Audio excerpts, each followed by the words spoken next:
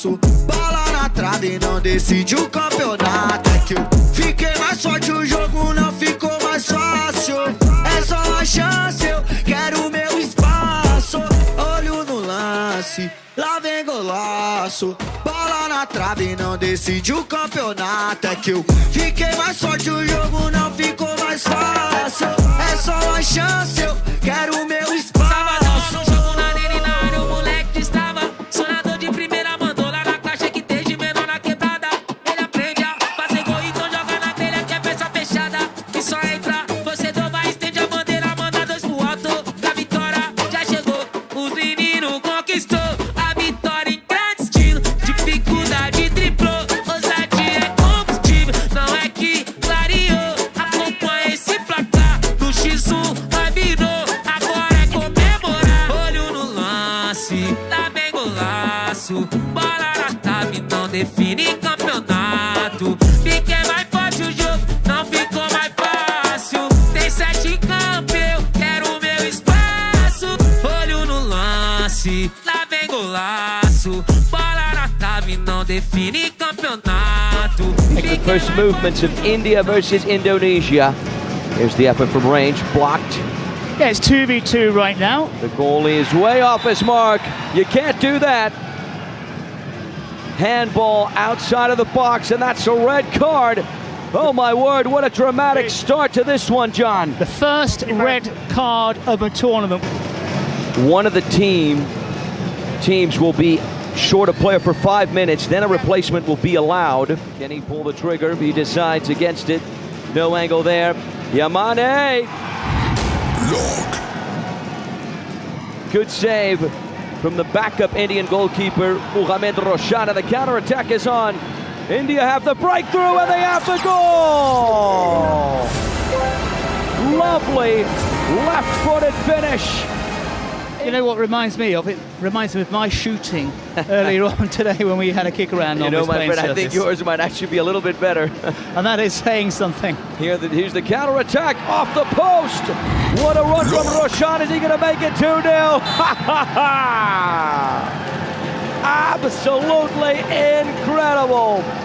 Mohamed Roshan against all odds makes it 2-0 for India. He went all the way. And how about the manner in which he decided to place it over the line? The Indonesian goalkeeper didn't have it. Gaules, one of the presidents of Team Brazil, in charge of the dice roll. 2v2, my man John. 2v1 when it comes to outfield players right now. This could be the equalizer, or rather, the goal to reduce the damage for Indonesia. For a split second, I thought we were in double goals. I was wrong. 2-1 right now. The goal did not count. There might have been an offside on the play. Here come Indonesia once again. The equalizer! Indonesia have 2. Fauzan has 2. And Atta Halilintar is certainly happy with what he's seeing. Suddenly find themselves pegged back. Indonesia certainly making the most of these first few minutes. There's the effort from Rain, and just like that, they go from 2-0 down to 3-2 up. This time, the number 76, Van Per, Fandi Permana Van Per, is going to grab the goal. Here come India. The pass up the field on the goal line, cut back, Homario! Lock. Denied the equalizer. I think Homario would have hit it low on this occasion instead of a bit high. India trying to press. Indonesia able to venture forward. Here's Yamani, and it's a sensational strike. Indonesia go from 2-0 down to 4-2 up. They got a 2-goal lead back in 2018. And he has the golden opportunity to put 5-2 on the scoreboard. Almost 32 on the clock, and he does not deliver. Way too much power on that penalty from Atta Halilintar. You saw me earlier today, right? Getting in right on the first. I don't remember that at all. I was my friend. somewhere studying for the games. I had things to do. I was busy, man. Uh-oh, here we go. 4-3. India reduce the damage. The interception there. Tricks and flicks required now. All right, it's going to be a shootout for India. Here we go. Just wide, scraping the post.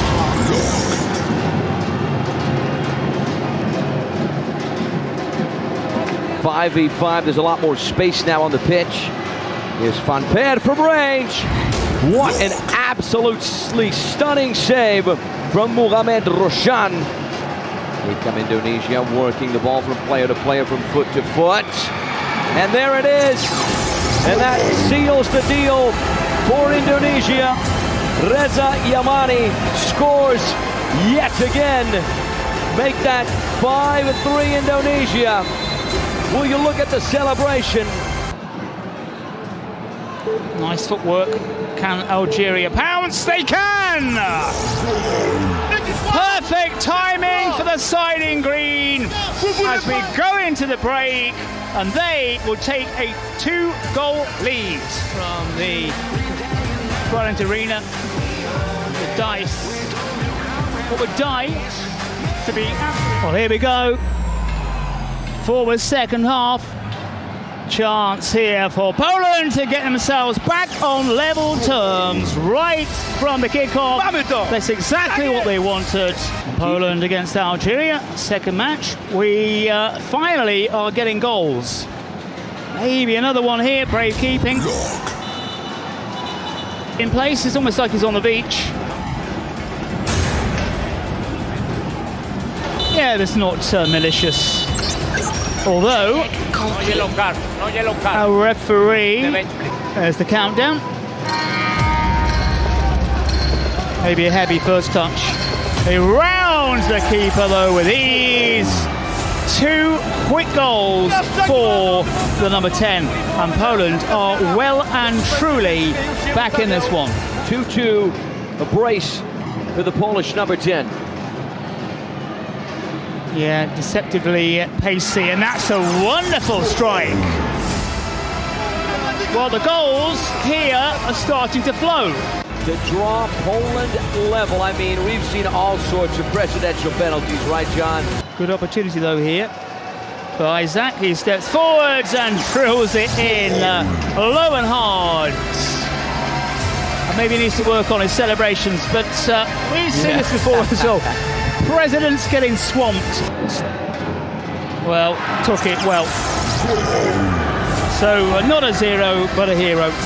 Second goal of the match. Ended up being a joker. They used the penalty. Can he step forward? Can he put it away? Well, hit with venom, hit with power. No, it's not a bad penalty, actually, down the middle. By road, rather. But the sounds from the Morum Bis, as it's called nowadays. Moving forward, likewise Algeria, that's well taken. Little bit of space. Futsal, not usually anyway. Now Poland trying to respond and do so. Maybe a lifeline for them. Should make the score 4-6. In and around. Well, that's wonderfully taken. Catching Poland unawares. Very quick thinking. Algeria can't clear the line. Shazak is waiting to pounce and does so, but... Well, for me, the buzzer went before the ball was put into the net. Now this might be the moment. This man has been all important, and it is the moment! And he does it for Algeria. One of the men you're going to pick out to score the goals. You would have put the money on the number 0. Where is this armband heading? Finding those openings. Very physical game. Uh-oh. We just might get the first goal here. And yes, we do. Gonzalo Lescano draws first blood for Argentina. Bilal Brahimi, the Algerian professional footballer for Santos, in charge of the dice. And it lands on 3. In other words, Cequinho once again lays it off, and there's the equalizer. Mehmetcan Şenocak equalizes for Germany. The Europeans are level. Underneath Luis Sanchez. Dago hitting it first time, straight towards Daniel Dressen. Is he going to go for a goal? Yes, he is! From coast to coast, from goal to goal, it doesn't get any better. Yeah, fabulous. And Argentina just like that a level. Gonzalo Lezcano has got his brace. He's got two. Argentina have two. Off to the side. Here's Marquito.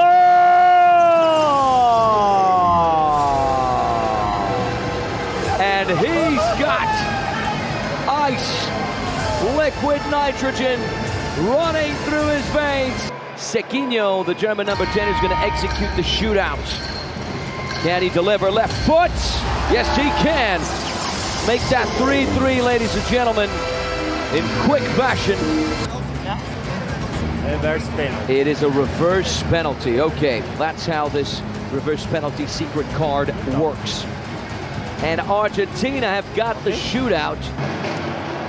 Ezequiel Cohen to take it. He delivers. Almost.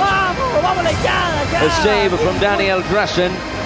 Now he's up against a shootout. This is Facundo Romero. No, his first touch is poor. So I'm going to go for Germany because you asked me. I have no real conviction, but I'm just putting the kibosh on Germany. Brazo Jr. went for the wrong angle. That took a few seconds as well, didn't it? This is Hagen Blom, and he skies it. Argentina win in dramatic fashion after a 3-3 tie in regular time. They win in the shootout by just 1-0. Fabricio Foresto, the only Argentine player to convert it. This afternoon football, we await our first goal. We might get a chance here. We do very early on, 13 seconds on the clock. Well, that's how to start a match. Really explains that nickname, right, John? Certainly does. Ice in the veins, as she says, as runaway goes. Well, the goals are flying in very, very quickly from one end to another. An apt name, perhaps, for the number 11. Almost given away.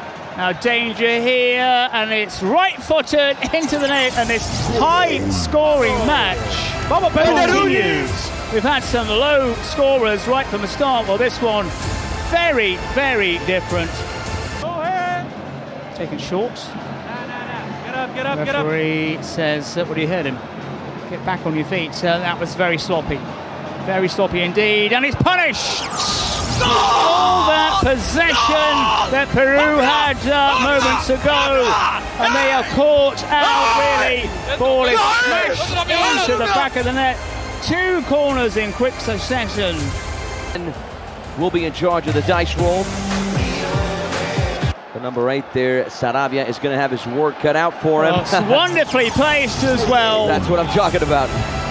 That left foot, that left peg, picking out the bottom corner.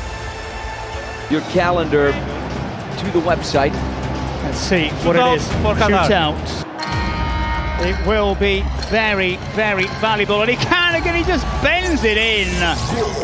Very similar finish to what he did. Then he pulls up. That is worrying for Qatar.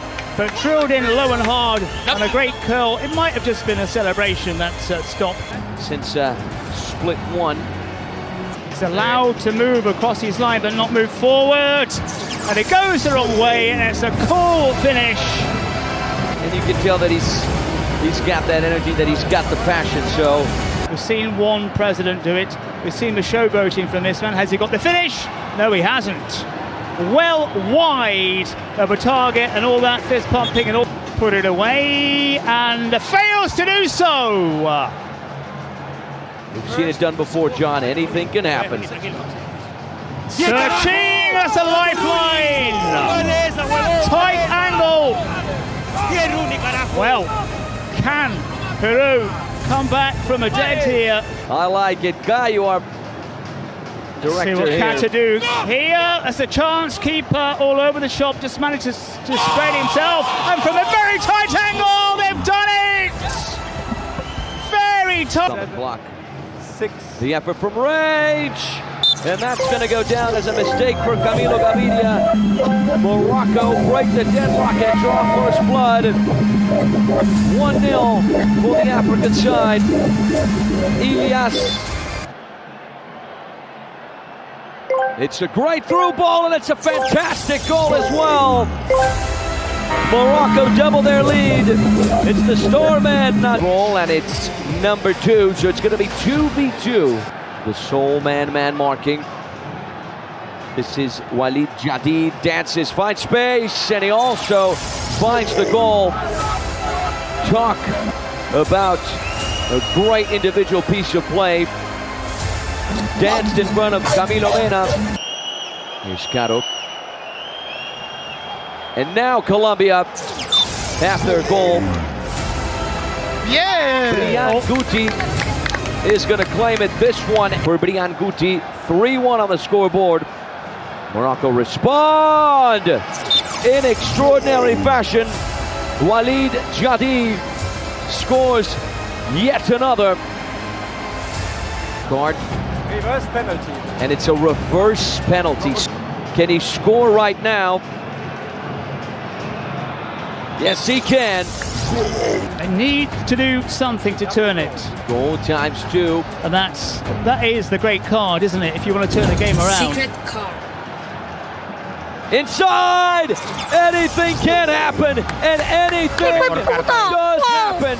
Colombia find the back of the net. And Golazo, Philly! Siempre confiamos en the game. Their way. Here we go. Walid Jadid smashes it in. And that seals the deal for Morocco. A huge win for the Africans on their debut. Olho no lance, lá vem golaço. Bola na trave, não define campeonato. Fiquei mais forte, o jogo não ficou mais fácil. É só uma chance, eu quero o meu espaço. Tranqui, yo me encargo de dejar a mi equipo en lo alto. Se siento fuera en la tribuna completa y me pongo la y el sudor la camiseta. Salimos y puro yo bonito, arriba en el marcador esa era la meta. Aquí si yo gano, todos coronamos. No fue un día pa' otro, nada regalado. Yo soñé con esto sin plata en el mercado. Y si mi equipo gana, todos coronamos. Dime.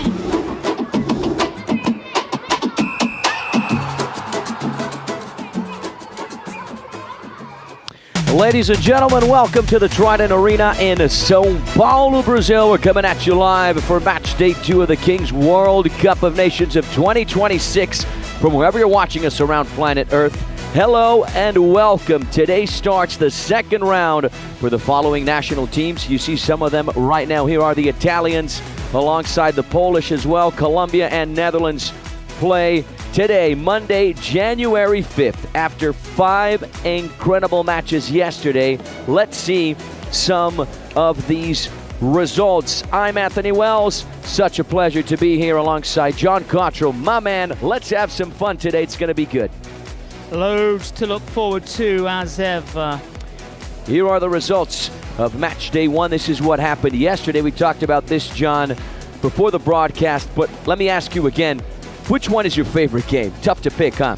Yeah, I think yesterday's matches are all so even. Maybe the Germany-Argentina match with so much at stake and that never-ending shootout towards the end as well. But a lot's going on in all those games. All of them have their own special kind of flavour.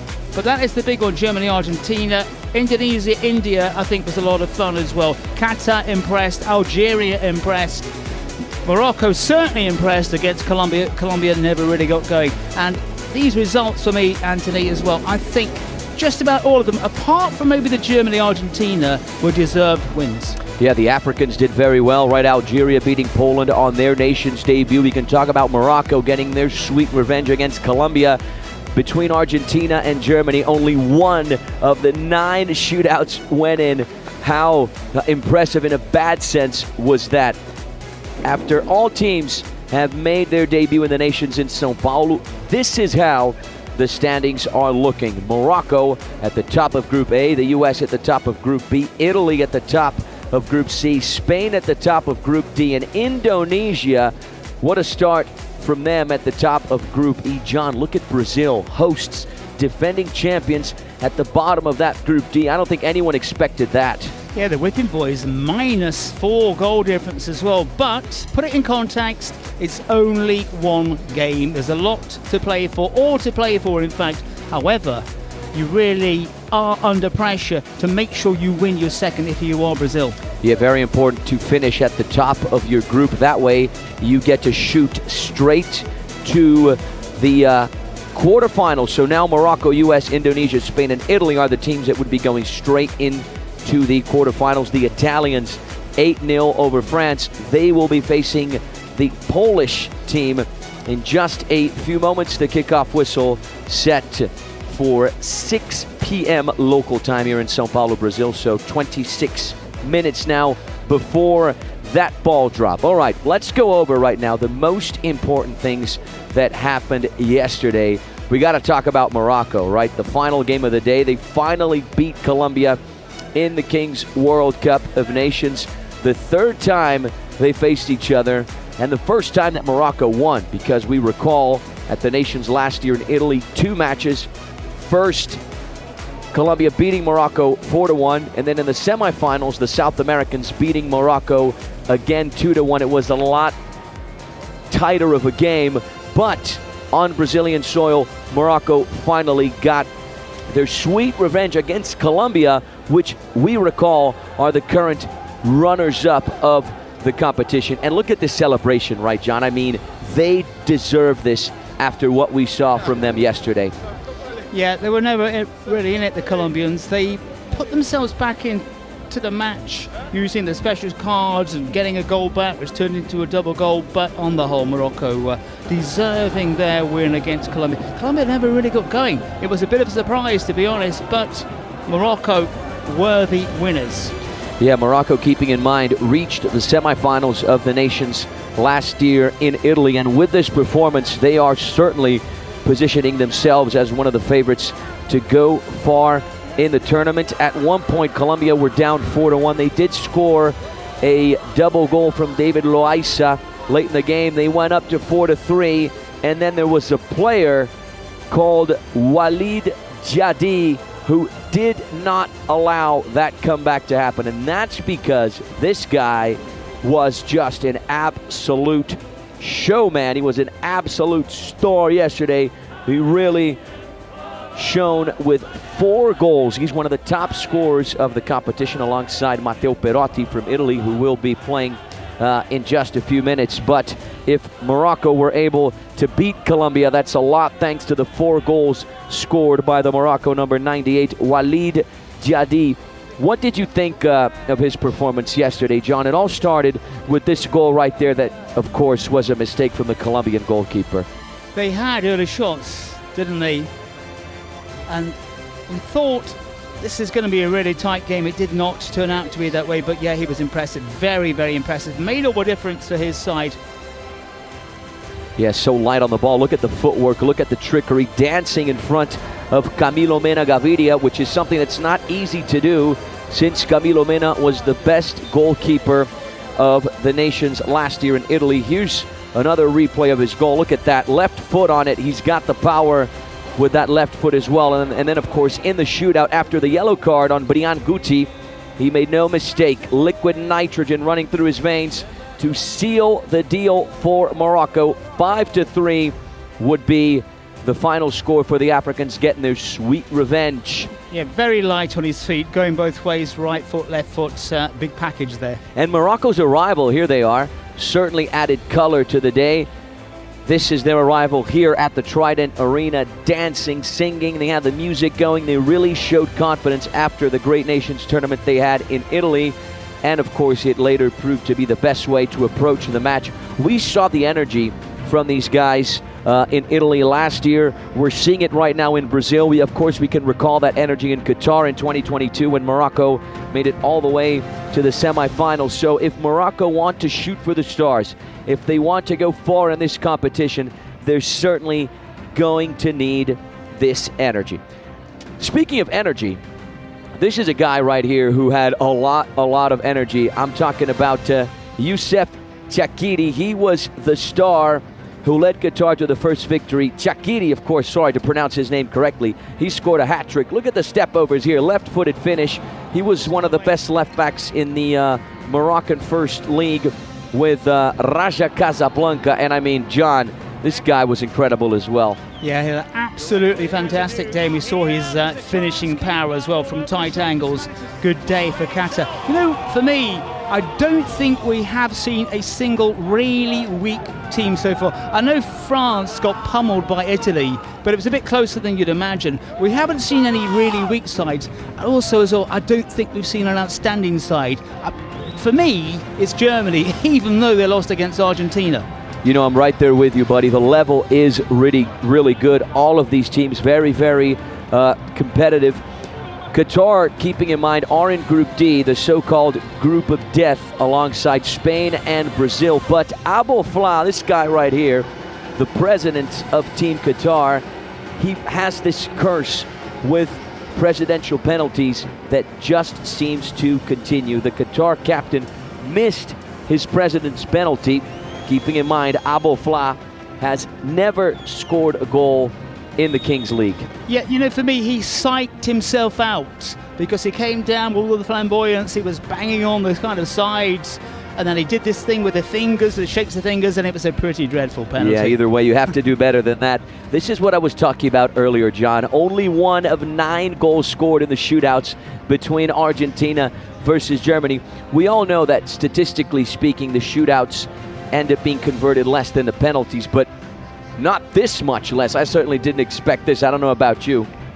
Yeah, I'm surprised the goals are still standing because they got absolutely pummeled in this shootout.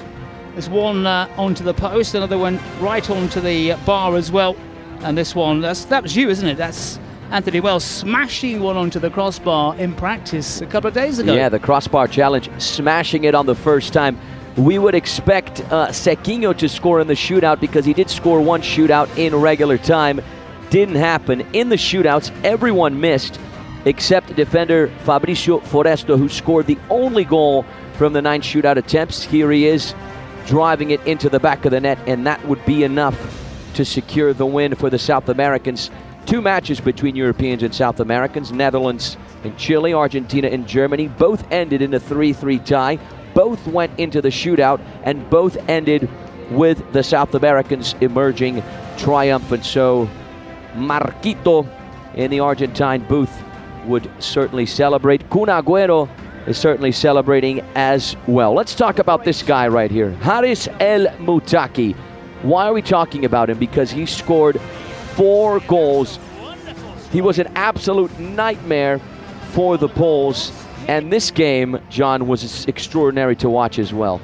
Yeah, I think the Poles initially looked a bit stronger, and then they got swept away with some fine finishing. Was that number 0 on the back? But it certainly did not harm him. Yeah, everything went right for him, even with this free kick from range, off the post, off the Polish goalkeeper, in to the back of the net. Keeping in mind, Algeria secured their first victory in the competition on their debut and are now level at the top of the table in this Group C alongside Italy, who, of course, as a reminder, beat France 8-0. We also got to talk about Hakemis, the president of Team Algeria. He contributed to Algeria's victory, and he made no mistake from the penalty spot. Here he is, making his Kings League debut by daring to take a president's penalty. A certain amount of luck there, if you ask me. Yeah, because his body language, his position from the penalty spot was a little bit weird, but he still curls it in. I think He needs to angle his body just a little bit more to give him that range. How about this? This is something we don't see every day. The earliest red card in a nations. This match right here, just a few seconds in between Indonesia and India, produced the fastest red card in the history of the competition. Goalkeeper Jaime Joy was sent off, and he's going to miss the next game against Mexico. So India played 5 minutes with one player less. What was the word you used to describe this, John? It was so rush of blood to the head, wasn't it? A rush of blood to the head. And at this point, we were thinking, well, Indonesia are going to take this one away. They're going to just storm ahead. It wasn't the case. India scored a pair of goals, and one of those goals was voted perhaps the funniest goal of match day one, and it was scored by Mohamed Asif. He's an outfield player who had to step in as a goalkeeper, and this is what he produced. He went from coast to coast. He didn't just make some great saves, he also put on a show. He scored one of the most entertaining goals of the match day. Look at the manner in which he places that ball over the line. I mean, this is what the Kings universe is all about, right, John? You gotta have some fun, you gotta produce some entertainment, and the Indian number 47 certainly did that. Yeah, from one angle, he almost misses the header, but as you said, finishes with aplomb. Yeah, at this point you were thinking that everything was going to work right for India, but Indonesia eventually said, that is not going to be the case. They completed a comeback, and it was quite a comeback. They were down 2-0 at one point, and Indonesia would end up winning the competition despite India's very strong start to the match. Indonesia turned the score around. Reza Yamani scored the winning goal on the match ball in the 41st minute. Do you think Indonesia deserved the win, John, or you thought India also could have come away with the victory? No, I think for me, all the results, bar the Argentina-Germany match, I think all those teams who got the win deserved the win yesterday afternoon. It was a great turnaround. We saw two matches, two teams trailing by two, they came back. That didn't happen on the first day. Yeah, it's a win for Indonesia despite their president, Atta Halilintar, missing his presidential penalty. Lucky for him, it wouldn't be costly for the side in red and black, winning on their debut, going on to celebrate with the supporters as you see there. So all of this happened yesterday, but today, of course, we have another two epic games of round two. There's a lot of excitement for another Nations match day. The Trident Arena will be packed once again for another thrilling night of Kings, and I think we're going to have a great time again today because we have this game coming up. Italy versus Poland, 6 p.m. local time here in São Paulo, Brazil. An hour after that, Colombia versus the Netherlands in that later game. Both teams looking for a rebound win. We have Poland right now looking for a rebound win against Italy, but it's gonna be tough after what we saw from the Italians, right? Italy has prepared very well for today's match against Poland. They had time, and they're coming from a 8-0 victory over France, scoring 8 goals, not conceding any. So the Italians are brewing in confidence, and this is a player we're going to hear a lot from. Matteo Perotti, we talked about this guy in the Kings League in Europe, at the Kings League in Italy, and we're talking about him now. He scored 4 goals, one of them a goal as a star player. Polish lesson 1. Repeat after me. My favorite player is Lewandowski. Moim ulubionym piłkarzem jest Lewandowski. Lewandowski, Lewandowski, Lewandowski, Lewandowski, Lewandowski, Lewandowski. Oh Ale, stiamo iniziando a scaldarci, andiamo. Lewandowski! Lewandowski! Lewandowski! Allora Ale, qual è il giocatore che ti spaventa di più della Polonia? Lewandowski! Mi raccomando ragazzi, tutti carichi per oggi, Italia-Polonia. Lewandowski! Lewandowski!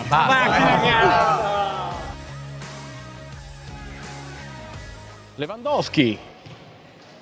Yeah, totally understandable there that the Italians like Robert Lewandowski. Who doesn't like the legendary Polish striker who is connected to their team in the Kings League? All right, let's have a look at the arrival of Team Italia here at the Trident Arena. The Italians showed in their very first match that they have really stepped things up compared to last year's tournament. They didn't start their journey well in Italy, losing their opening game 3-1 to Japan, but what a way to rebound on Brazilian turf. A resounding 8-0 win over France, the biggest victory of the nation's 2026 so far. You know, John, I believe Italy and Spain are the two best teams in the competition thus far. Yeah, we're seeing behind the scenes here, of course, but yeah, those sides you mentioned, very strong. Italy were very good at playing the card when the match was at stalemate. They used that special card, Perotti, to great advantage, and that made the difference. Yeah, the star player card. That's when he scored one of his 4 goals. This is the arrival of Team Poland, playing for their second consecutive days, so we're going to see how this team is going to perform physically, if they're fatigued, if they're tired. Poland coming from a 8-5 defeat to Algeria, a second half in that match against the Africans that certainly compensated for what we saw in the first. You got to keep an eye on, of course, the number 10. I'll tell you right now, Norbert Jasak, 3 goals, a hat-trick, and an assist as well. Still wasn't enough to avoid the defeat from the side from their president, Isak, who converted his presidential penalty. So the Polish side, as you can see, arrived very much focused, knowing that another slip-up could leave them almost out of the competition. Colombia are very focused as well. They played yesterday, and today they play again against the Netherlands, a very, very important game. That's why the head coach you see right there, Pipe Verdirami, the Argentine coach who led Colombia to the final of the Nations in Italy, is preparing his team mentally. This was the talk given by the Aniquiladores coach to his players in this match, Colombia versus the Netherlands. John, do you think there's a favorite? Yeah, I think the physical factor, of course, is going to be an issue because a couple of these sides we're going to see now played yesterday afternoon, so they've not had that long to rest. Italy with the advantage over Poland because they've had that 24-hour recovery, but physical determination, mental concentration are big keys here. Yeah, concentration will be crucial. Here's Chatmo. He made his debut with a goal, scoring his very first goal in the Kings League. The captain of the Dutch national team making his debut, boldly stepping up to take this pressure penalty when the Netherlands were down against Chile. Arturo Vidal, you saw right there, didn't really like it. Despite his goal, the Netherlands national team were unable to start with a win after a 3-3 tie. They went into the shootout mode, eventually losing to the South Americans 3-1. So with this first defeat, their qualification for the next stage becomes a little bit more complicated. So a victory today against Colombia will be very important for their future. All in all, high stakes. There's a lot on the table between Colombians and the Dutch in the later game. Before that, we got this excellent clash right here between Poland and Italy. Both teams warming up, gearing up, and getting ready to go for the first half, the first chapter, the first 20 minutes of playing time. This is the game that's going to kick off match day 2 of the Kings World Cup of Nations here in Brazil 2026. From wherever you're watching us around planet Earth, we're certainly very, very happy to have you here with us. Please communicate with us in the chat, okay? Tell us where you're watching this game from. Tell us if you're enjoying the broadcast. Make sure to share the YouTube link, the broadcast, with as many people as possible. The more, the merrier, okay? Tell us where you're watching this game from. Make sure to check out our website, kingsleague.pro. Get your tickets, get your merchandise, check out the statistics. Now, we want to introduce you to the Allianz Parque, the famous stadium here in São Paulo. Here it is. Allianz Parque, estamos de volta.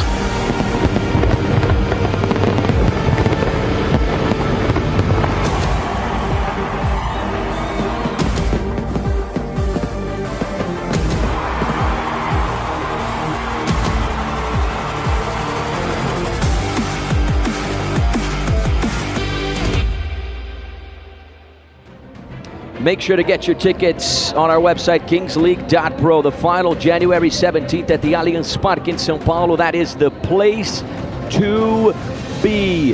Very, very important. I don't know about you, John. I certainly know about you, buddy, but we are... You think you know. But we're looking forward to that day. I'm getting We're my going to be there. We're going to be there. I'm getting my we're going to be there, but we're also getting tickets as We're well. also getting tickets. Friends, and if you want to meet family, John Cottrell... which is probably not a good idea. No, it's an excellent idea. I guarantee from wherever you're watching us around the globe, you want to be there January 17th. Host Brazil, defending champions. Everyone expects Brazil to be there after what we saw against Spain. You know, my friend, I'm not so sure about that. And also the venue is absolutely magnificent, home of Palmeiras, so get your tickets when you can.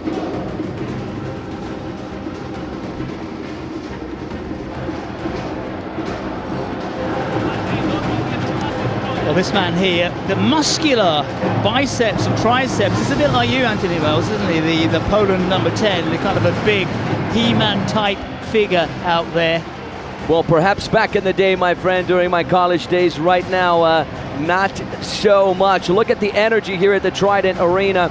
The Polish fans making their presence known, their voices heard. Here's the Polish team, focused, and concentrated. We know that Italy thumped France, and we were just talking about him now. You can recognise him. He's got his shorts down at the moment. We'll have the shorts tucked up into somewhere very shortly. But I think, I don't want to be the kiss of death of Poland here, but I've got a feeling they might just spring a surprise on the Italians. Yeah, Norbert Sak, not only 3 goals and assist as well in that match against Algeria, and it still wasn't enough to avoid the defeat. That really tells you as to the performance of Algeria beating this very good Polish side. On the other side, we got this guy, Matteo Perotti. We were talking about him at the Kings League in Europe. We were talking about him at the Kings League in Italy. MVPs, assists, top scores, and we are talking about him now at the competition here in Brazil. Out of the 8 goals against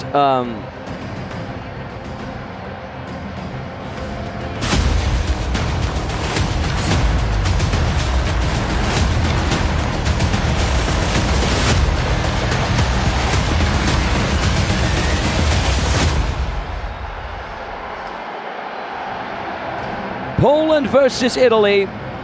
John, I'll hand things off to you, buddy. You take it from here. Just to wrap up on Perotti, out of the 8 goals against France, 5 accredited to his name. Yeah, Italy played an absolutely perfect match against France. They did it all right. They've got the skills, they've got the technical ability, they've got the mental determination. They also know how to play the game, how to play the cards. National anthem's coming up.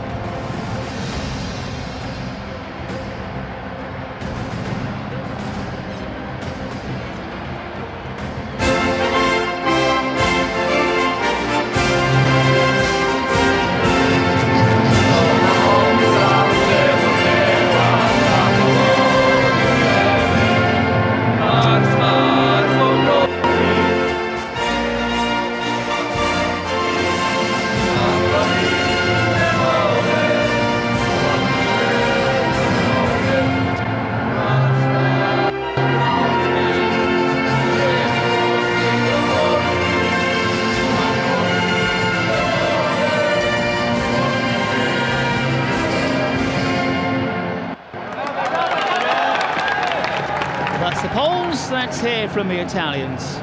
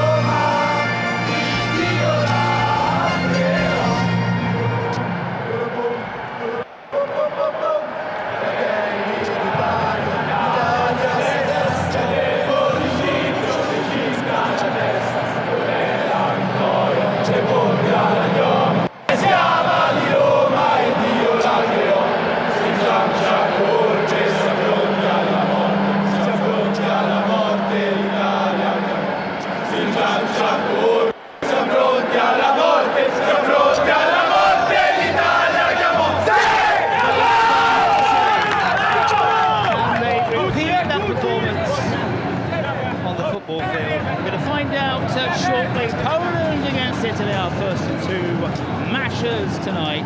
Remember, get involved. Vote for you want to see right from kickoff here in the KWCN live and direct from the city of São Paulo. I know you love a time report, so 2 minutes to 6 local time. Temperatures outside a lot cooler than of late. It's around 23 degrees, probably going to be about 31 during the week. But inside this air-conditioned arena, there's a playing surface which is absolutely immaculate. Conditions are all right. Anthony, what's in store for us? Yeah, I'm very thankful for the time update and the weather report as well, my friend.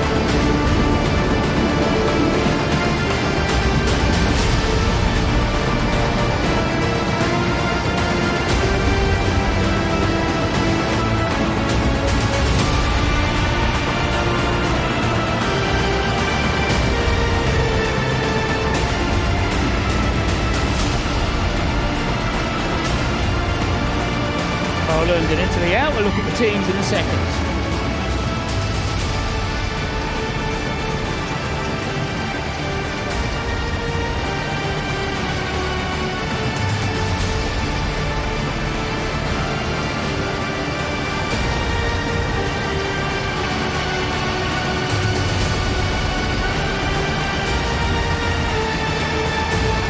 Trident Arena in the mega city of São Paulo. Don't forget to get your votes in for the 1v1. It's actually 2v2 if you include the keepers, of course.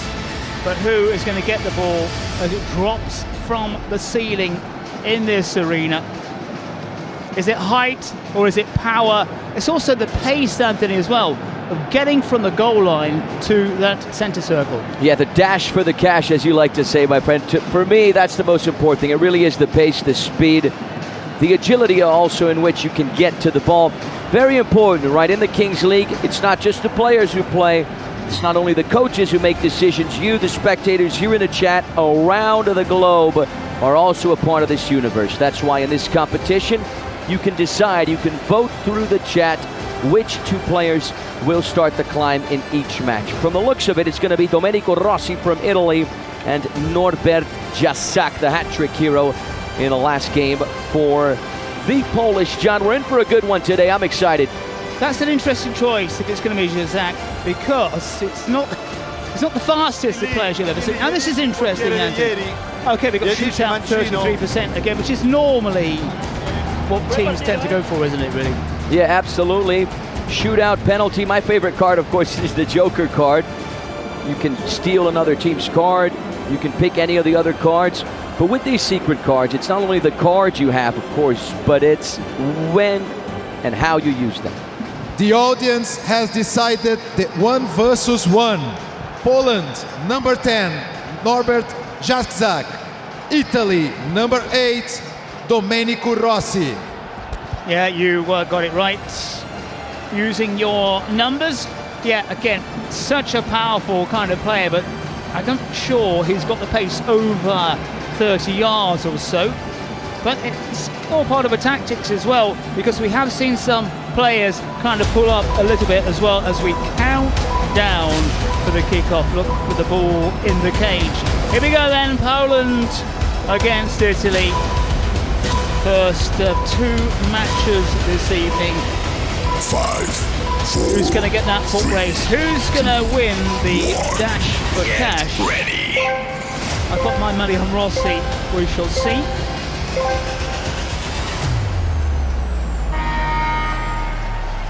Here they come, racing forwards. Well, it's pretty close, but Rossi just about gets that first touch.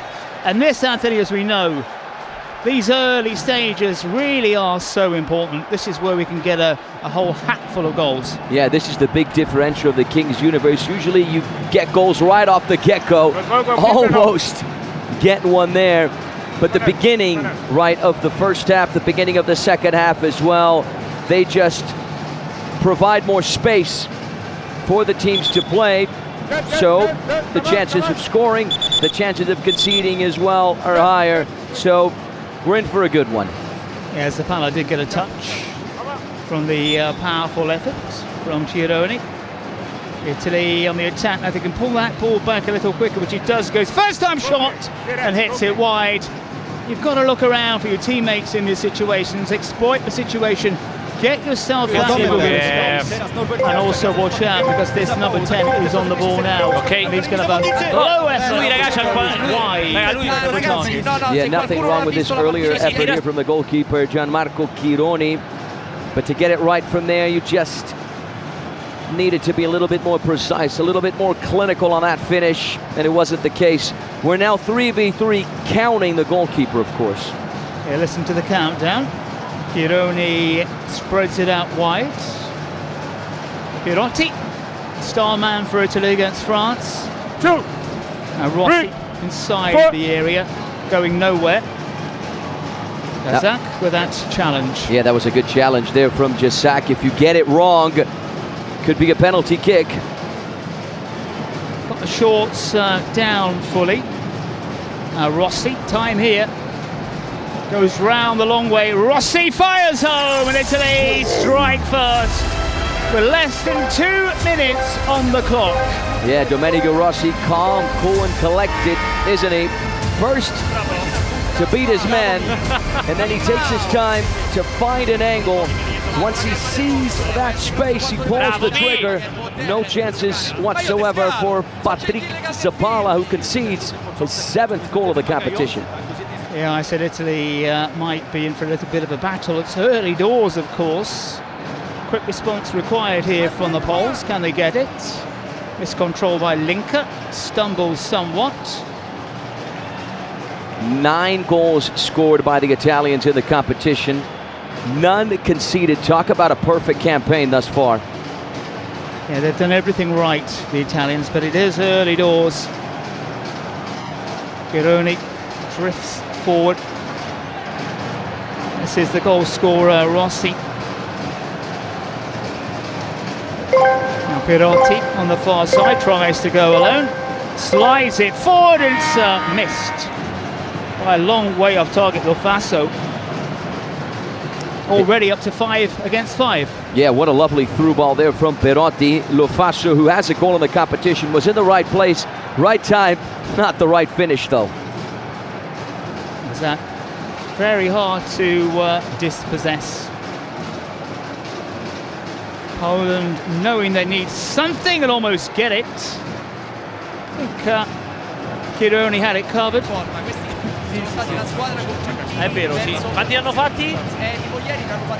Yeah, low effort there from David Linka. Not bad at all, but not good enough to beat the Italian goalkeeper. A long punt from Chironi. 6. Again, control letting Lofaso down. Again, you can hear that noise, that little beep, telling you more players are about to join the fray. Now Italy moving forward, well cut out. As that,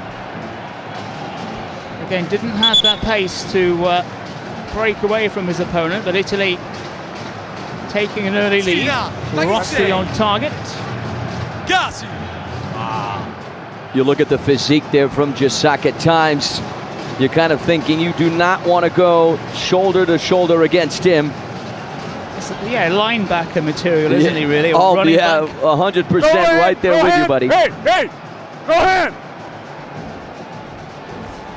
Zabala. Keeping in mind, beginning at minute 5, the teams can use the secret cards. Benias almost in.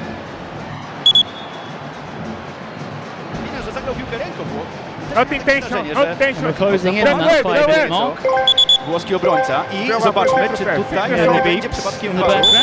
Ale nie. Każe grać, także było takie zagranie, no zobaczmy. wydawało się... And just tapped away. So far the Italians looking comfortable. It was fairly even. If you go back to the game against France, fairly even early on, and then suddenly Italy took control and just ghosted past the French opposition with ease. Yeah, just 1 goal in a little over 5 minutes. In this universe, not a whole lot. Also chance for a second, and lifted over Marino from close range. Było gorąco. The Italians Podwyższyć prowadzenie na 2 do 0. creating a lot more chances. Ale zobacz też z jaką łatwością doszli właśnie do tej sytuacji. To my tak It naprawdę... looks like the nerves got just a little bit better of Nicolo Marino there. We recall, John, the game Poland and Algeria. The Algerians scored in the final kick of the first half when we were in double goal mode. Come on, A little let's bit play. of physical contact. Keeper stayed down. Referee's happy with it. Now Italy can break. Faso here. Can he pick out a teammate? Decides to go alone. You see much of Perotti so far, ghosting in and out this match. But Italy looking smooth, looking comfortable, looking in control. And making the Poles work. It's going to be a handball. You talked about Perotti, John, at the first split of the Kings League Italy. 30 goals, 11 assists. He also had 4 MVPs and 16 goals at the Kings Cup in Europe, so he's the danger man for the Italians. We saw that against France. Here come Poland. You see the dust, the sand being kicked up. It's about a centimetre or so below the artificial grass. It's good, Anthony, isn't it, to have a major kind of hitman out there. However, as Brazil found with Kelvin, it can be a little bit harsh. Hey, You're absolutely right, John. You know what is also absolutely right? The work that UNICEF do in over 190 countries to protect and save the lives and improve the lives as well of the world's most vulnerable children, ensuring access to health, education, and protection from violence, conflict, and poverty. And this 2025 Kings League, well, in 2025 Kings League joined forces with UNICEF to advance critical causes such as mental health, gender equality, and digital rights, supporting UNICEF's flexible funding so the organisation can act quickly where the need is greatest. The need is greatest here for Poland to get themselves into the game. Yeah, and just to remind our viewers, up until minute 17 of this first half, the teams can use the secret cards and the president penalty. The secret cards are the little green you see there, and the president penalty, the blue. Both presidents, Blur and Isaac, took a PK and scored a PK in their opening games. So Blur had the little tag on the shirt. That's him, yeah, who took the PK in his socks. It's a heavy football. It's a standard issue football. I don't recommend it. Going barefoot out there. Poland starting to settle. And as we've always said, once you get a lot of players out there, time, space is at a premium. He threw himself to the ground. Linker. Yeah, absolutely, John. Not a whole lot of room when it's 7v7, buddy. When we were kicking around before the games, it certainly was easy. We were having a lot of fun. But when these guys are out there, it's a whole different ball game. Well, that's a blazing effort from Poland's number 10 and talisman.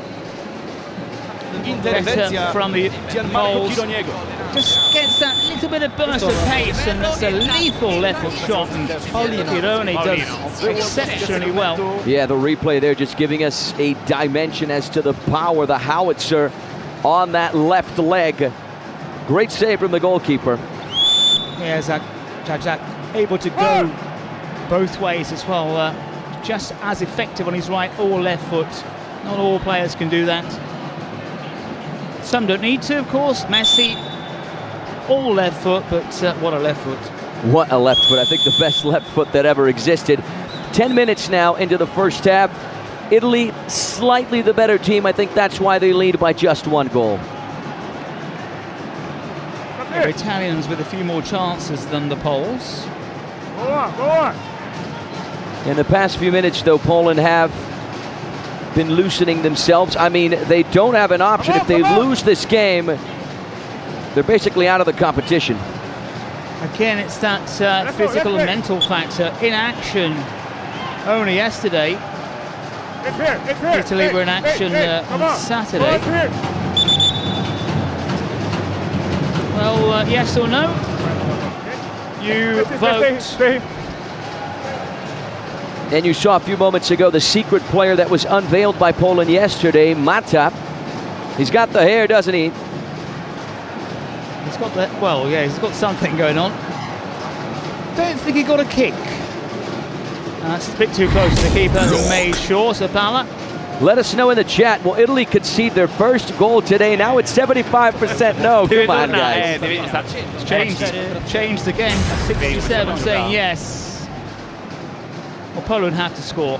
Tight angle, side netting. Yeah, and one of our viewers right now, Scary TV1, saying Morocco will win this cup. We got Marcinho Bial saying Brazil will win. We got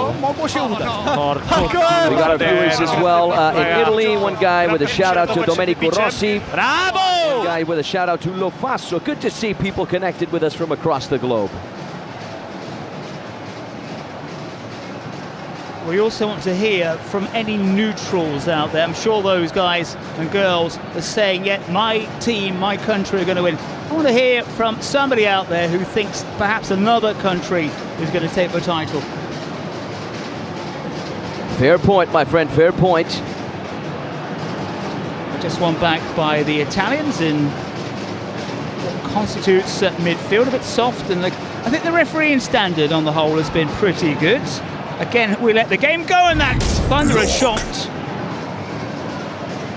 Paulino, again, another player wearing the 0 on the back. Still just the one goal so far. Get the samba rhythm in the background, Anthony. We've mentioned it before. The rhythm and the drums are the same.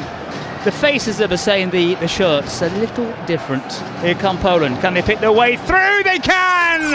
And Italy do concede. Well, those who said the Italians would let a goal in, Poland back in it. Yeah, lovely placement on that finish. Clinical, lethal, and low. Let's have a look at the replay here. This time, no chances whatsoever for the Italian goalkeeper. It's David Linka, the number 20, by the looks of it, equalizing for Poland, scoring his very first goal in the competition. A wake-up call for Italy. And Poland, Linka come again. I don't want to put the kibosh on Poland, but I said they might give, well, I did, no, in fact, I said they will give Italy a bit of a scare today. And check this out, John. After what you said there, we have some viewers in Utica, New York, saying Brazil will bounce back. Can't stop Kelvin Oliveira. We miss him when he used to play here at the MASL. Okay, maybe you think that's Brazilians living in New York? Well, the way they're writing here, they speak really good English. It might be Americans. Still could be Brazilians. Still like could yourself. be Brazilian. Like yourself. You're Brazilian as well, my friend. If you say so. Here come Poland. Chance for number 2. That's a wonderful stop from the keeper. The follow-up trip wide of a target. Almost a second. If you're Poland and Italy makes that sort of mistake, you have to punish. The number 27 there, Kamil Piszacki, simply had to do better than that. And the rebound here from Linka also had to be improved. Only just about getting across in time, but only just. Italy, a little bit rocked here. Game on, isn't it, between Poland and Italy? Poland, you can see the confidence has grown.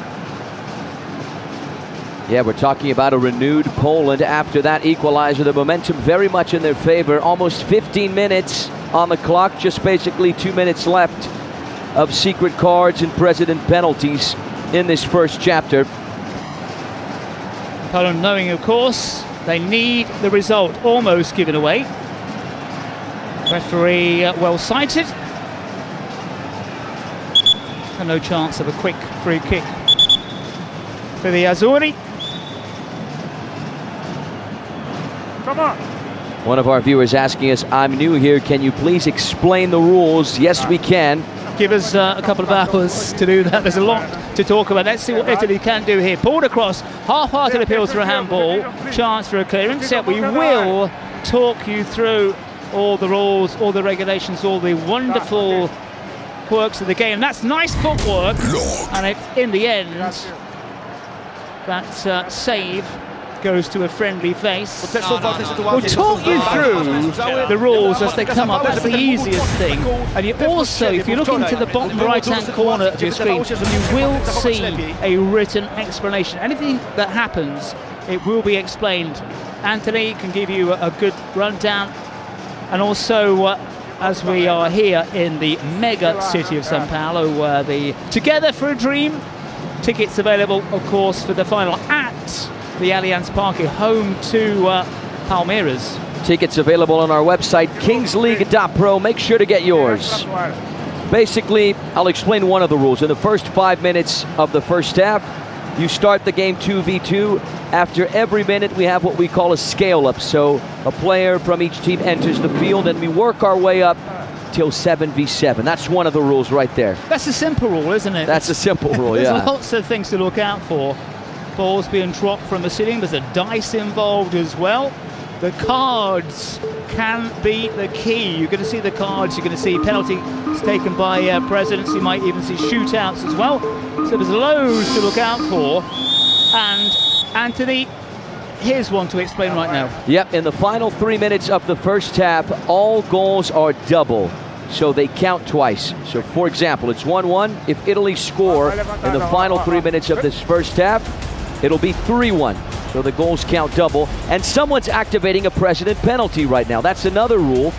When you activate your president penalty, the president of your team takes a penalty kick. I think that's pretty straightforward. So just some of the more important rules here. And I'm not sure why, but we get a different coloured ball as well for this 3 minutes of for the double goal. Goals. Yeah, just to remind us. Yeah, just a reminder, just to make it easier perhaps to explain another rule. If the president is not physically present here at the stadium, then it has to be a shootout from one of the other players. That's an important rule as well. So I think as we go on in the tournament, we're going to see more and more presidents inside this arena. And we saw the man with the accordion, didn't we, yesterday? The quick fingers work, just whizzing around, moving those little keys or little digits.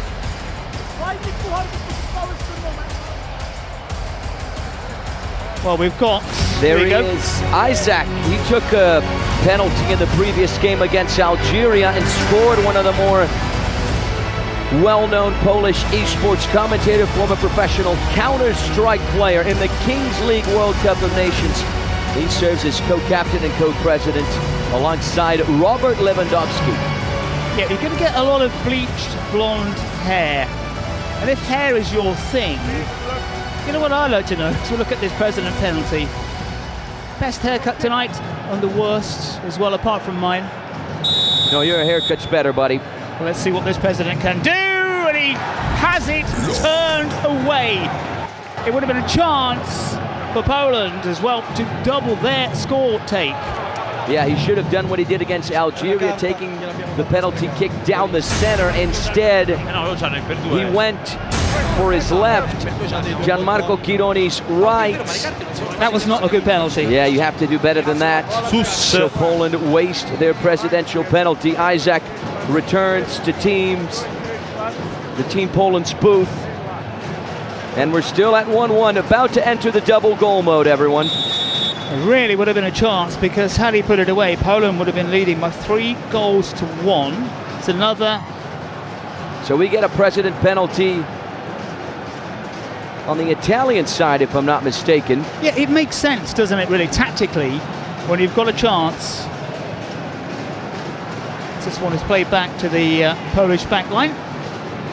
Even Stevens here. Yeah, but they can't use it now. Poland in the ascendancy after conceding first. And easily plucked out of the air. And if you can't quite get it, it says block when a keeper makes the save. This is a game inspired by video gamers, of course, who help decide many of the rules and regulations of the Kings universe. 18 minutes now, 120 seconds to go before we wrap up this first half. We're going to have a president penalty as soon as the ball goes out. The Italians with a chance to regain the lead. Keeping in mind, Gianmarco Tocco, aka Blur, also scored in the opening game. Well, that's a real pile driver. Might even send Italy on their way. Poland momentarily exposed. Pirotti, who's been very quiet, gets it back. Tries to create space for his team. And here come the Italians again. A little bit of time to manoeuvre until that crunching challenge. Going nowhere, Italy, on that occasion. And that clock is ticking down.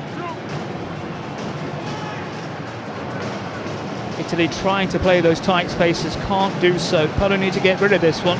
Can break themselves. Overplayed. The ball finally goes out. No sign of the Italy president. And just to clarify for one of our viewers, you know the presidential penalties do not count as a double goal because you cannot use the presidential penalties in the minutes when you get the double goal privileges. Actually, the Poland penalty became what was hit before, wasn't it? Yeah. The card was activated before the 17th minute. Almost. Again, it makes sense, doesn't it, really?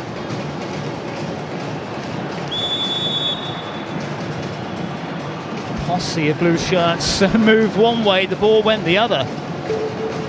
Looks like we will end this first half at one apiece. You can hear the countdown in the background. 20 minutes gone then, one apiece here between Poland and Italy. The Italians scoring first with Rossi, and they link up. Yeah, very exciting halftime. We can really point out, John, a very even contest between both of these teams, right? Italy broke the deadlock first. Poland equalized, and I think in the first half, Italy were the better side. And then we got a renewed Poland after that equalizing goal. So I wonder what Claudius Hirsch, he's the head coach of Team Poland, I wonder what he's saying to his players. And you can really see, John, how they're concentrated. Time for the captain's take. Ale wciąż wierzę i naprawdę dla mnie to było wzruszające wręcz, że nie trafiłem tego karnego i od razu podbiegli do mnie piłkarze polskiej reprezentacji, żeby właśnie podnieść mnie na duchu, żeby powiedzieć, że i tak to zrobią, i tak to wygrają i to, no, jakby to tak mnie zbudowało, słuchajcie, to było tak miłe, że jasne, jest mi przykro, jest mi z tym źle. No pewnie, nie masz tutaj się załamywać. Ale widzę, że na boisku dzisiaj jest lepiej, że jest więcej jakości, no prawda? Właśnie. Na pewno dobrze to wygląda z naszej strony. No, ta jedna bramka stracona na początku. W pierwszych spotkaniach, gdzie Włosi przecież wygrali bardzo wysoko z Francją, my jednak przegraliśmy swój pierwszy mecz. Tutaj, no owszem, jest wyrównane spotkanie, ale mam wrażenie z lekką nawet przewagą. One pace here at half time. Look at the Italian camp. Yeah, there's head coach Mauro Micheli. Noi abbiamo un rigore presidenziale in più. Calma infatti, calma è lunga. Calma è lunga. Che serve? Che siamo in collegamento. Però noi non mi sentiamo. No, we don't hear you guys. It's useless you guys try to talk with us. Might be a slight tech problem with the Italian side, even though they're just in a cabin just down the road from us. One apiece then here between Poland and Italy. Anthony, one apiece. Italy scoring first. Poland then inflicting Italy's first conceded goal. Poland wound up for this confrontation, knowing they need the win. No draws, of course, that's another factor. Now it's time for the dice roll. There's Chatmo, captain of Team Netherlands. He's in the VIP bridge. This is another rule here. Whatever this dice lands on will determine how the first 3 minutes of the second half will be played. So right here, we're going to get 1v1. right? So for the first 3 minutes of the second half, that's another important rule for you guys in the chat that are asking us how, of course, the game is played. We're going to get 1v1, and that, of course, opens up space, room, and opportunity for drama, for excitement, for goals, and hopefully, John, we get some of that, buddy. Yeah, in our experience, limited experience with this wonderful format, is that it's the half-time, or straight after the half-time, when the game really swings one way or another. Yeah, we saw this in the game between Algeria and Poland, basically a dead first half. Things completely changed in the second half. One of our viewers here saying, I'd imagine this game will break open, more goals, hopefully. It certainly could happen. There's the ball in the cage, almost right in front of our commentary position, and power and strength here from Poland's talisman. It's a combination play, and Poland not breaking forward here with any pace. And Italy with Ivan has to make sure that he can keep Poland's number 10 at bay. Goalkeeper needs to maybe come out and support. Of course, you can't risk leaving yourself exposed. Referee says, on your feet, mate.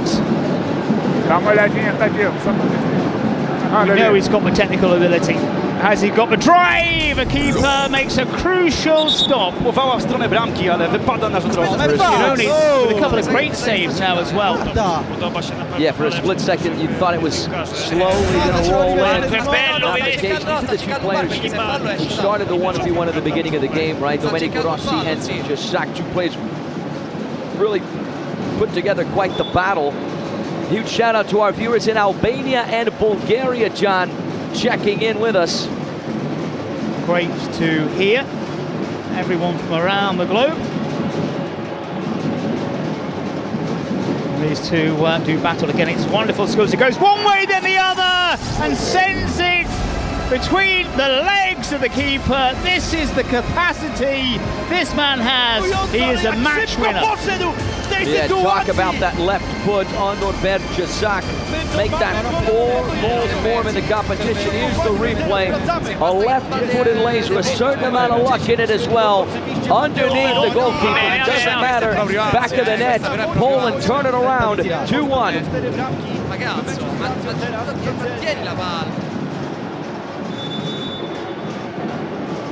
Well, Italy now with their work cut out.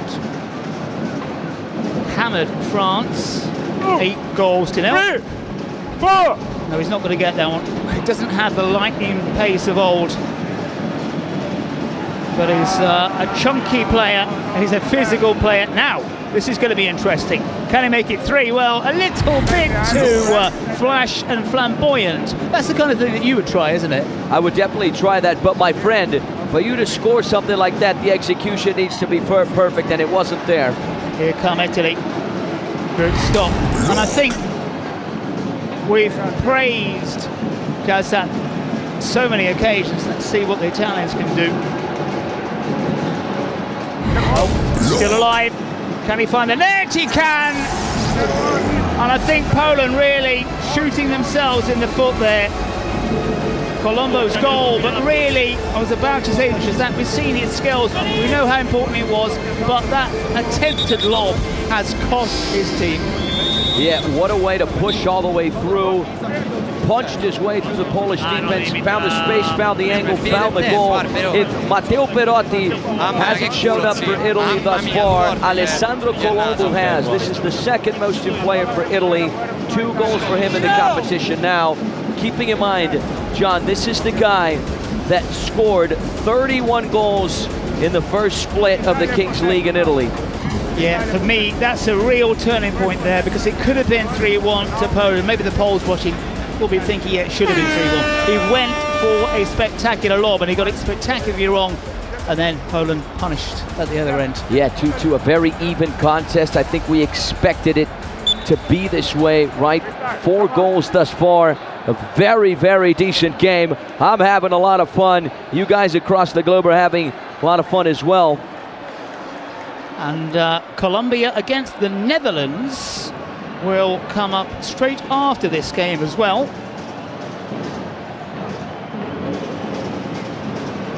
Yeah, Colombia versus the Netherlands, that's going to be a good one. I'm looking forward to it. Both teams looking for a rebound win, especially Colombia, the current runners-up, losing to Morocco. Clever ball over the top. So yeah, just to explain to our viewers now, after minute 23, up until minute 36, that's when the teams can use the precedent penalties and the secret cards. And more often than not, this is when the real excitement kicks in. Yeah, it becomes a little bit more tactical now. Italy were absolutely perfect in their win against France. Got everything right on the pitch. Tactically offered as well, used the cards absolutely perfectly. One of our viewers asking us here, this is the loser bracket, right? No, not right. We're not there yet, buddy. This is still match day 2 of the group stage. We got a long ways to go before the losers bracket.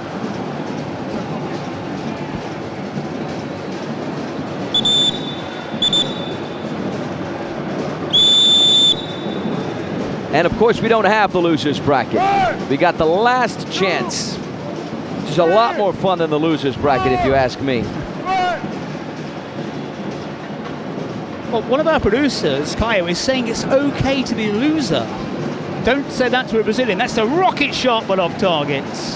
And if you want to look cool and trendy, look at the Kings League Urban Crown collection. You can look cool and you can look moody. It's just giving me a really moody look right now. I can't match it. I'm just thinking about the fact that it's okay to be a loser, which at the end of the day it is, because you learn a lot on your losses, right? Don't say that to the likes of Ayrton Senna, who said, what was it, second place is the first of the losers. I like that attitude. Well, that's a harsh way to look at it, my friend, but he's not wrong. Again, look for the corners. You're getting explanations here, 23 to 26, the secret cards and penalties, as Anthony's already said. So if you are new and you're feeling a little bit confused, we'll help you along the way. Stumbles, referee races across. Dangerous foul for Poland right in the face of goal. Lovely run here from Oliver Zareba. He only didn't go all the way because Perotti brought him down. A different Perotti today than what we saw against France.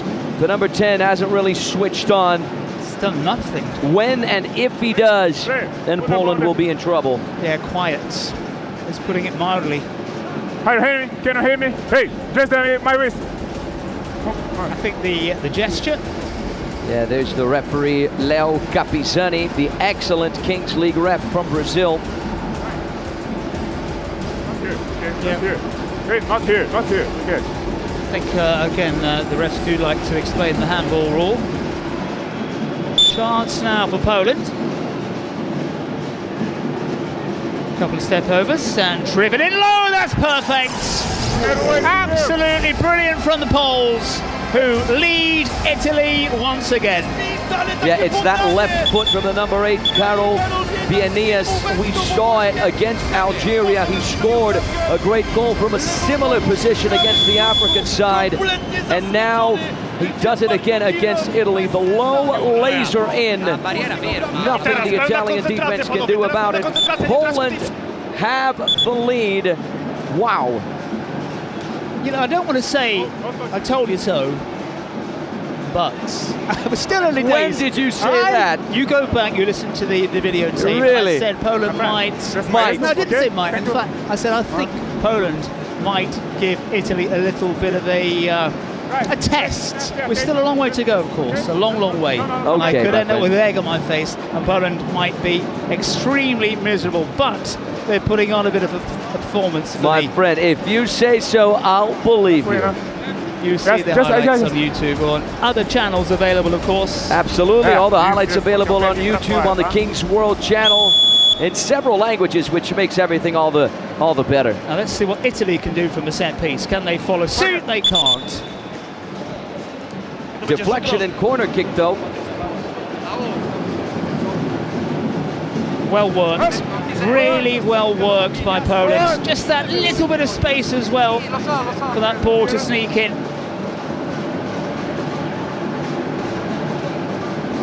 Italy wanting to come back.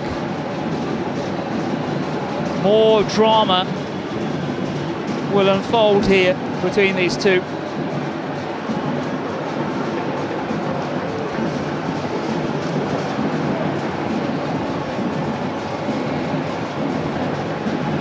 No hand, no hand, no hand.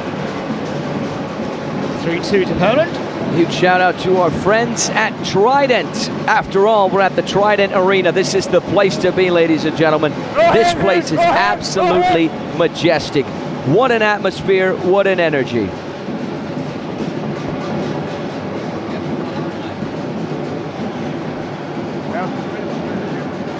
Italy needing something. 29 minutes on the clock. Go fall, go fall. What they need is their number 10 to produce the kind of match-winning performance he showed against the French. Again, it's all about context, isn't it? That 8-0 scoreline, that massive thumping. Now here come Poland again. It's kisses the upright as they start to take control here. What was the Italian defense thinking? What an absolute great through ball from Jacek to pick out his man, to Drowski. That was the right idea. That's what you have to do off the post there. Poland so close to jumping to a 2-goal lead. Again, context, isn't it? Italy did everything right against the France side, who got everything wrong in the end. This a bit more of a contest. The added bonus, or not bonus, the added interest, of course, is that Poland know they're fighting for the survival. Still, Italy have got it in them. Have a lot of talent out there. Interesting to see how Italy are going to respond. It's the first time they've been in this situation over the course of the competition. They were very comfortable against France. It's a whole different story now against Poland. And ticket reminder, if you are in the city of São Paulo or thereabouts. Not only that, John, this is the predictor right here. Tournament is live and you can predict every round. And the predictor, of course, is on our website, kingsleague.pro. You can predict who's going to win it, who's going to lose it, the surprise team, everything on our website, kingsleague.pro. And of course, if you go to our website to predict, make sure you buy your tickets. kingsleague.pro final, January 17th. Tickets, clothes, do shopping. Yep. Whatever you want to do on the site. Statistics as well. If you're a nerd of numbers like me and you want to see the numbers, who's got the assists, who's got the goals, teams, stats, players, you got all that on our website as well. Still here, Poland. Narrow lead against the Italians. It's getting that time.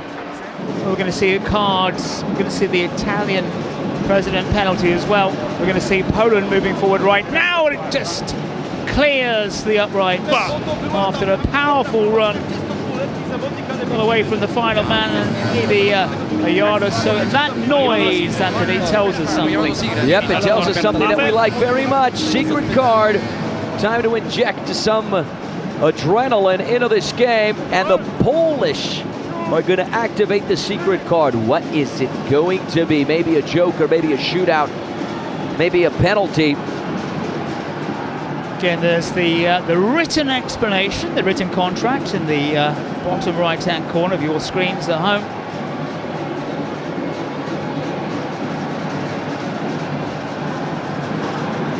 Poland looking confident, looking organised and clever, looking robust. Almost give it away, the kiss of death, and do in the end. As the Italians moving forward, Guidotti has been very, very quiet. A bit too tight for a shot on goal. Ball refuses to go out of play. Yeah, Italy at the Nations last year, John, started off 3-1 loss to Japan, and in the subsequent game were knocked out by Spain.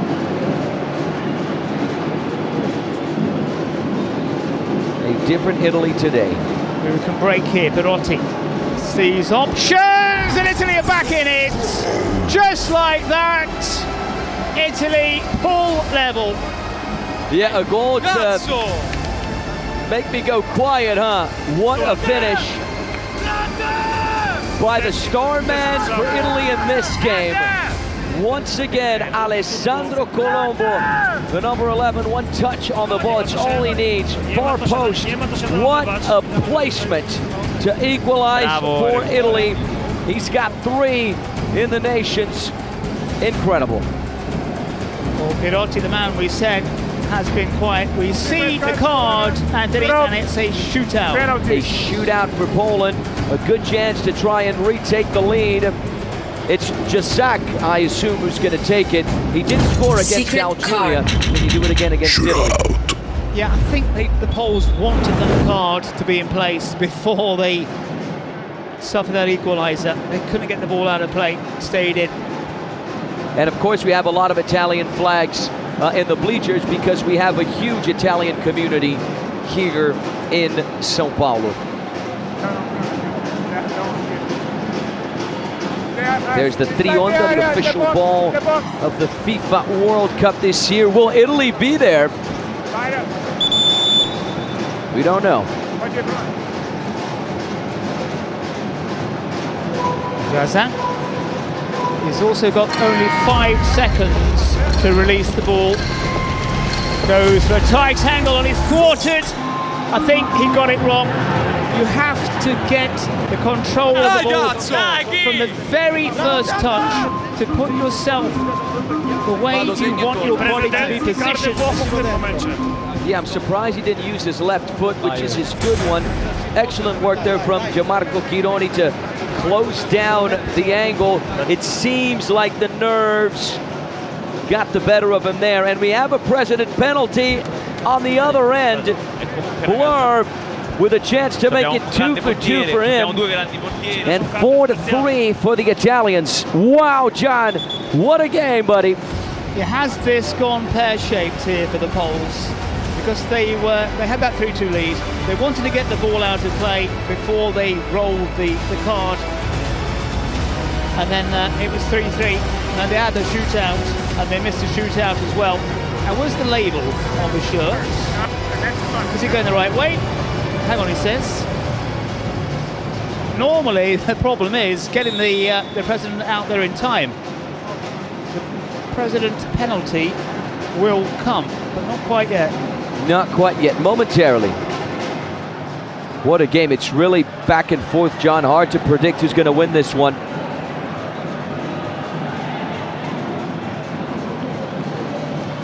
Well, before kickoff, one of the questions was, will Italy concede a first goal? They've conceded 3. They've had a tough old time. That's a shove, surely. Yes, I think so. Yeah, a foul there from Alessandro Gelsi, the number 23. He picked up a yellow card in the first game, and now Fleur can step in. Coming up, Colombia versus the Netherlands. Los Cafeteros taking on the Dutchmen. It's going to be a good one.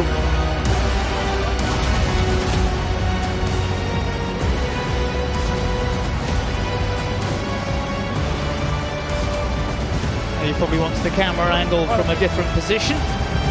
Getting a little bit frustrated. You can't get frustrated. You've got to get the right mindset for a penalty. Yeah, it doesn't seem very concentrated. Doesn't seem to be in a good mood. Yeah, it doesn't seem to be in a good mood either. And he's got no boots on as well, so interesting. And that kind of the handshake from the keeper. You know, if I were a keeper against an outfield player, I wouldn't be doing that. Right, this is big moment here, a very big moment. As he sneaks it in. Maybe the whole bravado looking a bit niche before he steps up, but in the end, full confident. It's a reasonable penalty as well. Yeah, he didn't look in a good mood, but the penalty kick was certainly good. Great placement. Low in. The goalkeeper went the right way, but the effort was too right. 4-3 Italy. What a dramatic end to this one. Yeah, and all I can say, he must have some very tough feet as well, because I've tried kicking that cannonball a few times with shoes on, and believe me, yeah, when it comes painful. Absolutely, my friend. When it comes to the president penalty, Blur shoots ahead. The only one so far who's 2 for 2. Well, Italy in front now as a break on here. 2 against 2. Perotti on goal is thwarted, but he gets a very fortunate rebound. And this game is swinging Italy's way. Yeah, certain amount of luck. Not a certain, actually, I stand corrected. A lot of luck for Perotti, and this is why the deflection there, the deadly deflection off of David Linka. Great for Italy, heartbreak for Poland, back of the net. 2 goals in less than a minute. Italy have the 2-goal lead, make that 5 for Alessandro Colombo, or rather Matteo Perotti in the competition. Reverse penalty. You better explain that one. Yeah, the reverse penalty, important to explain. Now Italy get to select an opposing player on the Polish side to take a penalty. If they score, everything stays the same, 5-3. If they miss, it counts as a goal for Italy. So in other words, the scoreboard would become 6-3 in favor of the Italians. I mean, we saw against France how clever the Italians were with their use of cards the first time out. So just to repeat that, if the Polish player scores, it's no goal. If he misses, Italy get a goal. Normal penalty. Well, Mata has been chosen. I don't think we've seen him out on the pitch. This is the secret player that was unveiled yesterday. He was the one selected to take the PK. So Italy are placing a lot of confidence on their goalkeeper, Gianmarco Chironi. Pay attention, okay? Just my whistle. Now, haircuts can be very deceptive. Mata, it is. Well, it's saved. Hit it high, and as the old expression goes, that good height for the keeper. That was not convincing. The Italians shoot ahead, 3 goals in less than 60 seconds. Very, very close to their second win in 2 games. What a start to the competition thus far for Italy. A goal-scoring machine, 14 goals now. Well, Poland, who were looking so good for a large chunk of this match, now staring defeat in the face again, but there's still time. 3-goal deficits this one's played across the top. 3-goal deficit, Anthony. I don't think we've seen anyone come back so far, but there's time. Yeah, we've seen 2. The case with Indonesia coming back against India, but 3, especially when we're closing in on what most likely will be match ball mode. Roger Guerreiro is on. You might recall him, former Polish international, played at the Euros in 2008, scored in that competition, in fact, against Austria, the youngest player for Poland to do so. Guerreiro wearing the number 6 shirt. He, who is Brazilian, born in Brazil in 1982. A reminder, coming up, Colombia against the Netherlands, possibly slightly later than 7 p.m. local time. It's around 6:52 if you're into that kind of thing, just to give you a time scale, but we might be there. See what drama we've got here. Here come Italy, wanting to put a great chunk of daylight between them and the Poles. Onus firmly now on the side in white. Hear the countdown in the background as we get to that crucial 36 minutes. Match ball mode it is. Another explainer required in a second or so. With match ball mode, the game will only end when one of these teams score goal number 7, right? So if Italy score one more goal, then it's over. The match ball mode starts 5v5. After every minute that goes by, one player steps off till we get just the goalkeeper and the outfield player. All right, match ball moment is coming, and that part allows me, reminds us, of course, that Fortnite is just absolutely incredible. You're just in the last 2, you know, John? Well, yeah, you're right. At the moment of stay calm. Don't mess up, Anthony. That's the important thing, because everyone's watching, everyone's listening, and here's the same one play can decide the entire match. Yeah, but it's this mix of chaos, John, with a tense calm that's too good, both on the field and in the Fortnite match. Yeah, that's it. Chat. And if you want to feel the emotion, the excitement later, you already know what to do. But now, look at it here, because it could be over in a second. Yes. Like our careers. Yeah, sometimes you're watching, sometimes you make a mistake and everyone's watching. So, just like what happened now. All right, John, here we go, buddy. Match ball mode, 5v5. It's a scale down every minute from here on out. Smiles in the Italian camp. Yeah, no surprises that Italy in the driving seat. They score, they are just about home and dry. They are home and dry, looking very good for this competition. Ball dropped from the ceiling. Poland have a lot to do. It's the first to 7 essentially, because Italy leading by 6-3. Can the Poles produce a bit more magic as they did from that wonderful set piece? It seems such a long time ago now. Poland with plenty of bodies forward. Vote for your MVP. Use the name of the player and get your votes in quick. Here come Poland, trying to find a way through, almost do so. Again, a wonderful stop. Chiarone stretching out that right paw to deny the Poles. Yeah, Poland almost getting one back, almost a lifeline. But Chiarone, one of the best players on the field, said, not today, buddy, ain't gonna happen.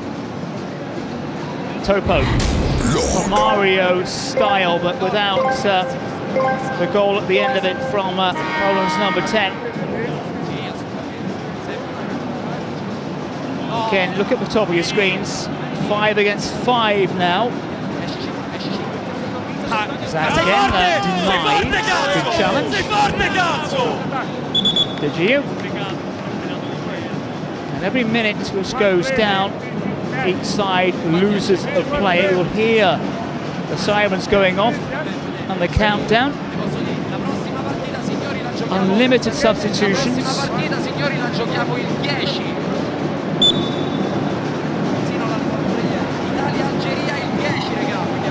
Italy well on top here, needing a goal, can't afford to sit and wait, try to catch Poland on the break.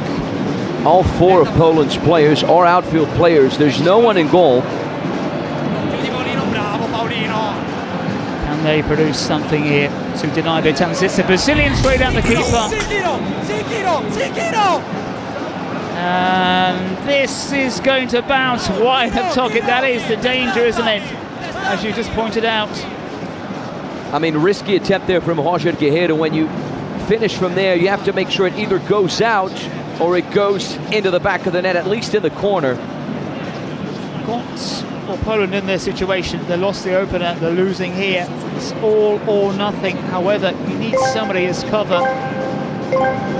And this man produced the goods. He's in a tight corner. Maybe he's run out of steam.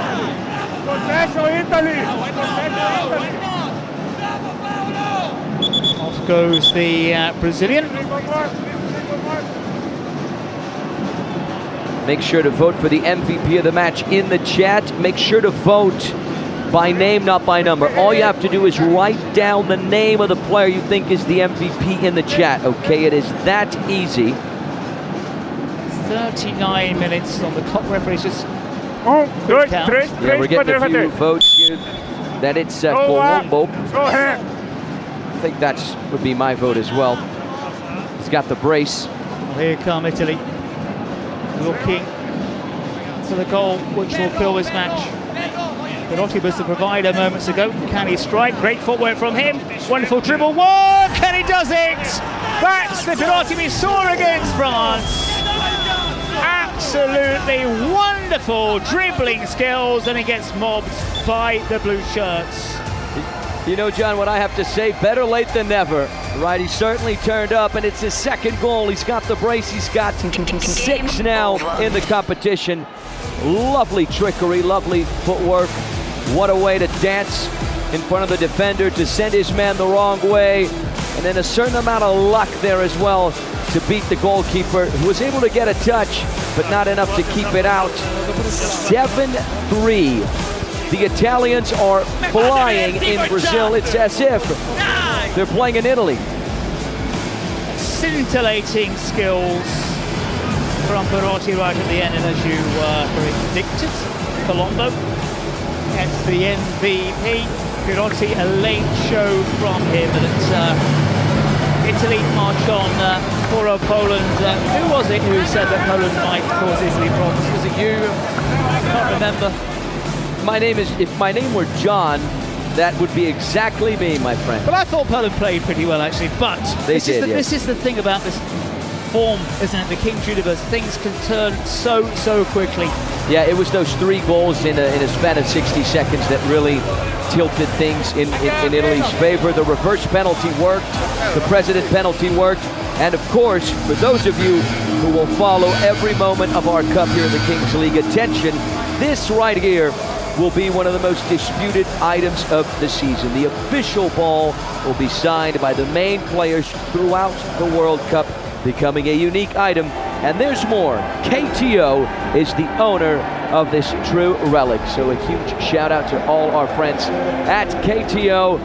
Look at the Italians celebrating, having a good time.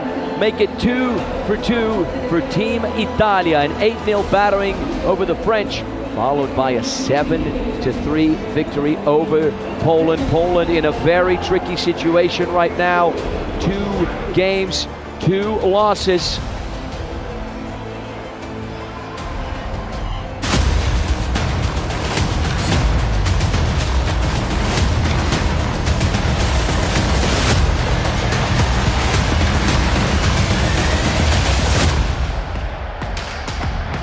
Welcome back, everyone, to the Trident Arena in São Paulo, Brazil, where we are just a few moments away from Colombia versus the Netherlands. The Netherlands versus Colombia. The percentages show it's expected to be a very even game. Colombia of Denilson Lobon plays for SXP in the Kings League. Holland of Joe van der Sar, the son of the legendary Manchester United goalkeeper Edwin van der Sar. We're talking about 2 teams looking for a rebound win. So there's a lot at stake. There's a lot on the table here between Los Cafeteros and the Dutchmen. Colombia and the Netherlands. Let's appreciate their national anthems.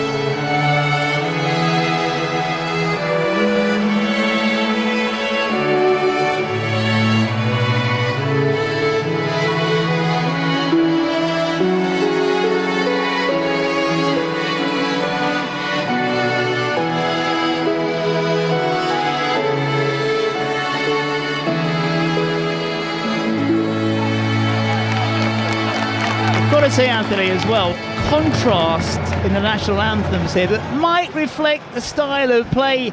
I spent some time in Colombia, so know the Colombian national anthem very well. Yeah, they still have their beauty.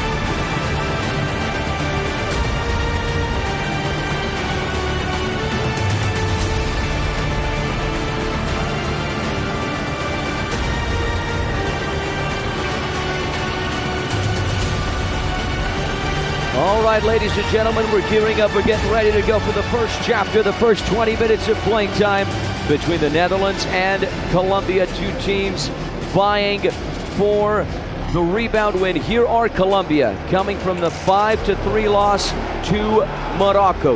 Los Cafeteros, the runners-up in Italy last year. So far, after what we saw against Morocco, a different team looking for the rebound win against the Netherlands. The Netherlands coming from a dramatic shootout loss against Chile following a 3-3 tie in regular time. The number 22 there, Mohamed G, scored an absolute belter, arguably the goal of the tournament against the South Americans. Now's the time for the secret card selection. We don't know what these secret cards are until they are activated by each team. Here's referee Juan Fabregas from Spain. He will be in charge of the whistle. John, what do you expect for this game, buddy?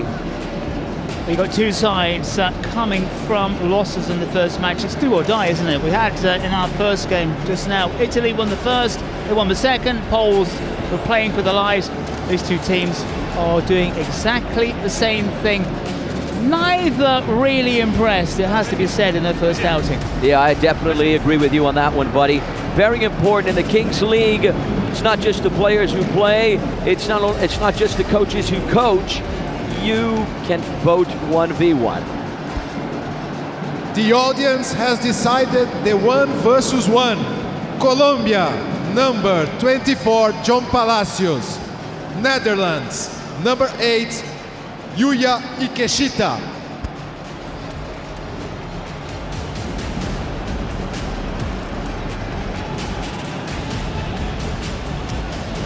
To start off the 1v1, it's going to be John Palacios. He started off the 1v1 against Morocco against Yuya Ikeshita, who also started off the 1v1 against the Chileans.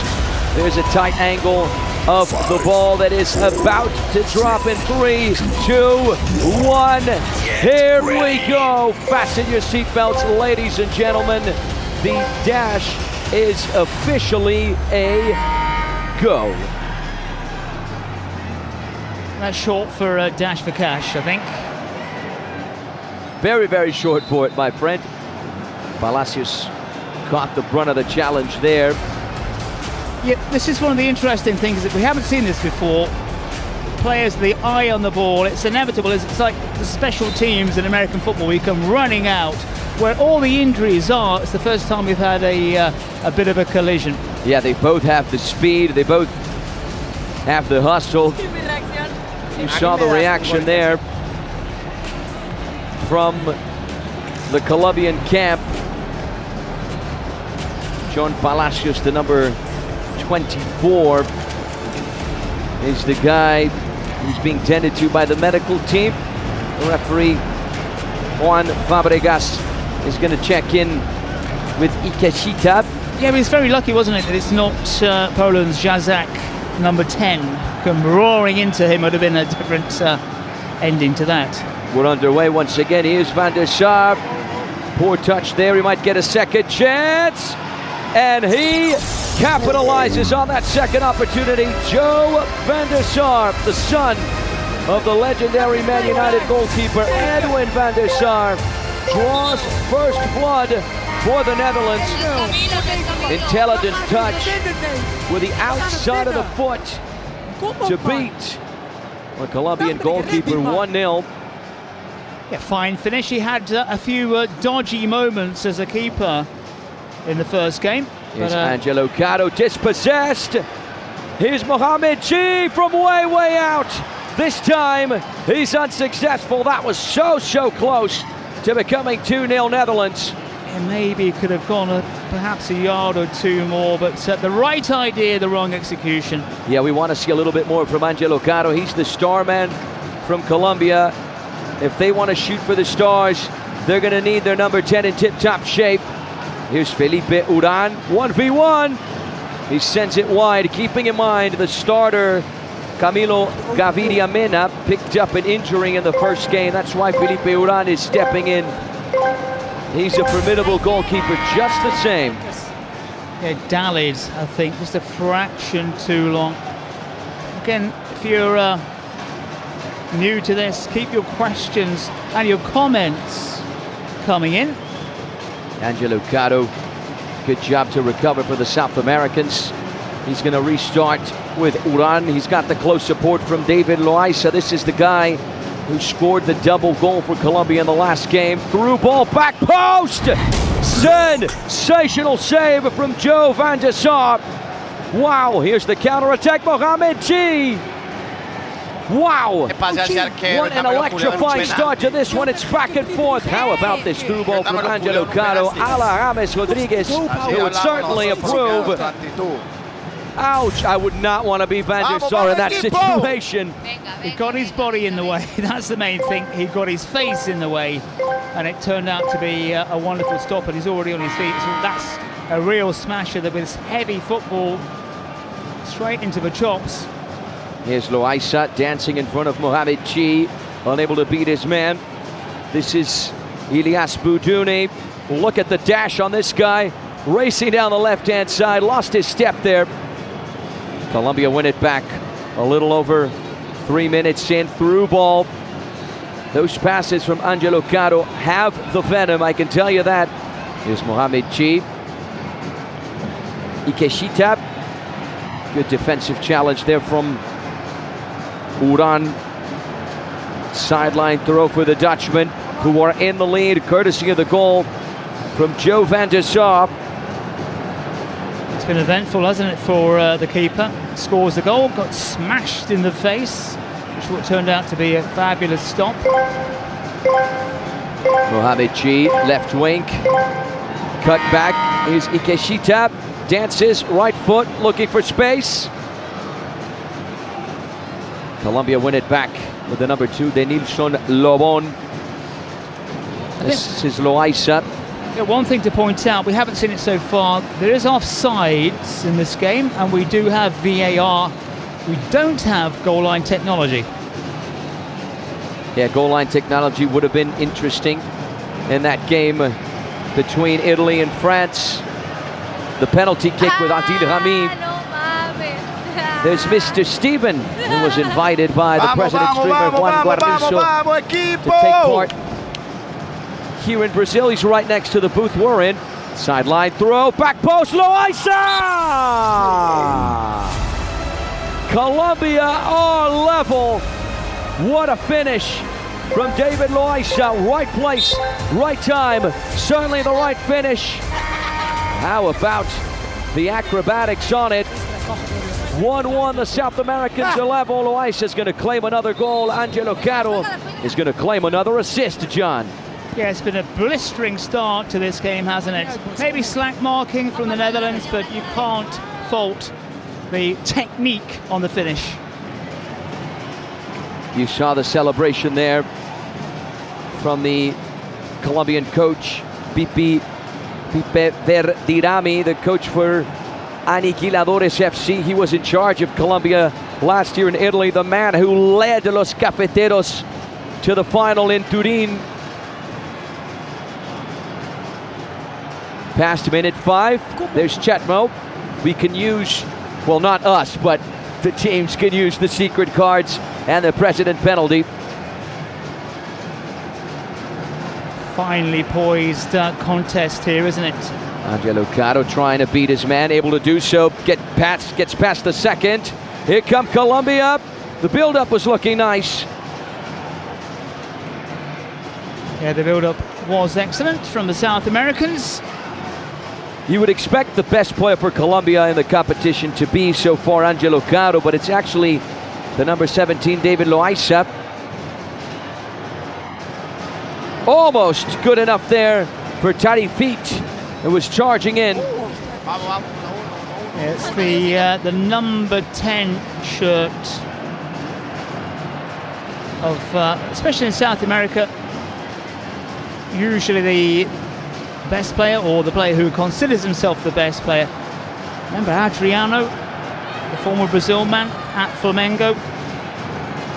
Yeah, he was extraordinary, winning the 2009 Brasileirão. A striker who liked to play with the number 10 when he could do. There was an internet vote by the Flamengo fans who I think they gave him the number 9 or number 11. He didn't want it. Rejected it in the end, even though they voted for it. Brazilians will remember the Colombia number 10 at the 2014 World Cup. James Rodriguez, he was the top scorer of that edition, 6 goals. In fact, he won the Puskas that year thanks to a golazo netted against Uruguay in the round of 16. Caro, this is Loaiza, right-hand side, races towards the goal line. He had the last touch. The Netherlands restart. Almost 8 minutes in, just 2 goals, John, but a good game thus far. It's been a great game, and we've seen it before as well. Goals-wise, does not always indicate what's going to happen early on, or later on rather, but it's poised, isn't it? A foul there on Angelo Caro. Yeah, I thought it was shirt pulling. Colombia to restart with Loaiza, their goal scorer thus far. 2 huge names connected to these teams, right, John? We got James Rodriguez on the Colombian side for the Dutch, none other than Wesley Sneijder. Loaiza cut across on that near post, loose and alive in there. Loaiza trying to get another finish. The rebound from Brian Guti, and he sends it into the parking lot at the Trident Arena. It just didn't go there since it's closed off, but it wasn't a very decent strike if you ask me. I smashed that one into the ceiling, which is well illuminated. Yeah, Guti's the guy who went from hero to zero in the last game. He scored Colombia's first goal, but then he picked up the yellow card. Here come the Dutch.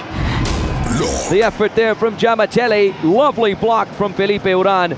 Don't forget to get your tickets for the Kings World Cup of Nations final at the Allianz Parque, January 17th. Tickets, of course, on our website, kingsleague.pro. Otherwise, just getting a little bit of stick there. There's loads more as well on that site. Clothes, your tickets. See what happens here. First time effort there from Ismael Bouhaloul, aka Isi. He had an assist in the first game, unable to score on that one. But yeah, Brian Guti picked up a yellow card in the first game. Here's Angelo Caro squeezing his way through, pulls the trigger, not a bad run. Once again, there's Chatmo. Real name Mohamed Rashid from Papendrecht, Netherlands. We saw him in charge of the roll of the dice in the previous game. Here's the Pitbull Benitez. Denilson Lobon, this is the guy who took the reverse penalty. It's an excellent long ball for Julio. He's going to tee up Angelo Caro on target. Van der Sar knees it away. Yeah, not exactly textbook from the Dutch keeper, but did the job. Sideline throw, Julio sends it in, back post. Steered away, Giamatelli looking to get the counter-attack going. He ran out of real estate there. Colombia in the driver's seat. It's a different Colombia than what we saw against Morocco, at least thus far. Lovely run there. Now here come the Netherlands. It's a back and forth game. Here's Randy Walters. Yeah, Walters doing the hard thing by going the long way round, but unfortunately his delivery not quite what he'd hoped for. A little over 11 minutes into the game. Once again, Angelo Caro, who plays for Atlético Parceros FC in the Kings League in Mexico. Yao Arias, Angelo Caro, two players who are at the Nations in Italy. Long ball. The idea was good, but it's complicated pass there for Pitbull Benitez. Here's another long ball. Hand touch there. 12 minutes on the clock. We get to this kind of stage of the game and it's very congested. There's little room to maneuver and the goal shooting opportunities do tend to dry up, and then we go into overdrive a little bit later. Now what you're seeing here is the kind of futsal, the salon football, 7-a-side type of game. There's Mr. Steven once again. If you're wondering when Colombia will play next, it'll be on the 11th of January, the South American clash against Chile. The Netherlands will play Morocco a day before that on the 10th. Angelo Caro squeezes his way through. It's a through ball! Colombia turn it around. The South Americans are in the lead. It's Cristian Gonzalez, a.k.a. the Pantera, on the end of it. 80% of that goal belongs to Angelo Caro. What a run, what a through ball, and what a cheeky touch. Tip of the cleat, just to flick it over Joe Van der Sar and into the back of the net.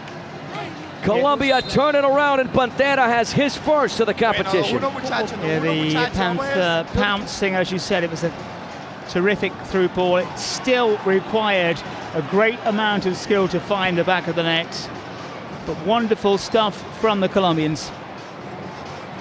Almost 14 minutes into the game. Netherlands looking to respond. Good defensive discipline there from Pitbull Benitez. Another sideline throw into traffic. Loaiza steers it away. It comes right back. Angelo Caro, he's got the close support from Benitez. Dispossessed. Colombia in the lead for the first time in the competition. We didn't see Colombia in the lead against Morocco. Now they are. Yeah, I think here what we're finding, what we're seeing is that the Netherlands lacking any cutting edge at the moment. Their only goal has come from the goalkeeper. Very important. You saw the standings there of Group A. Very important to finish at the top of your group. That way you punch straight through the quarterfinal. If you finish in second, you go to the last chance. But only the best third team goes to the last chance as well. Sideline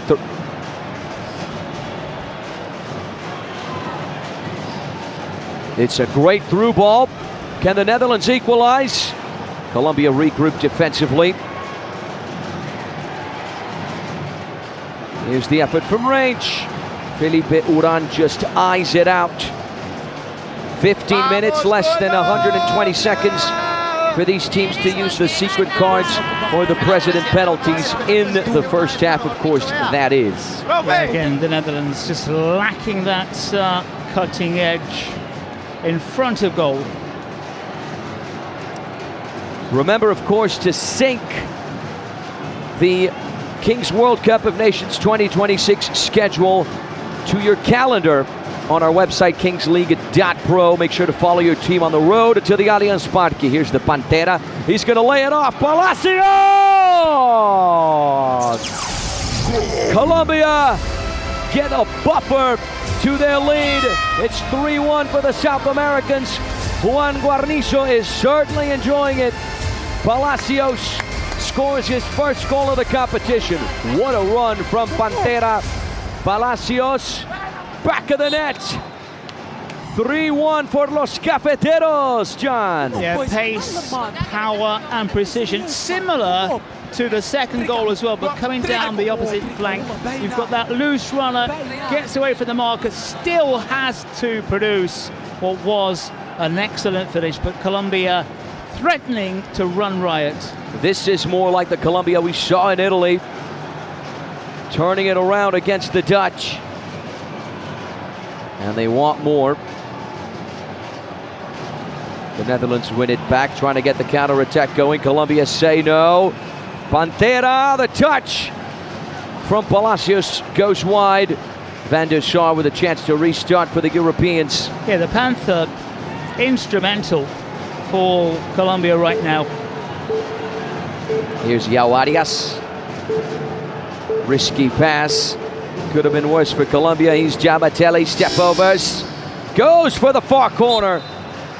Almost finds his mark. That's minute 17. The final 3 minutes of the first half, of course, just a reminder, with double goal privileges for both teams, as you saw through a replay of the goal scored by John Palacios. Two teams off for a quick chat, quick water break perhaps. When they come back, each goal counts for double. We've got a change of ball as well. There it is, in position already. But right now, at this moment, Colombia looking very good indeed. Yeah, whatever Pipe Verdirami said to his players after that game against Morocco seems to have worked. Palacios plays for Persas FC in the Kings League Mexico. We're underway once again. Here's Angelo Caro. The idea was good, the execution not so much. Underway for the final 180 seconds of the first half.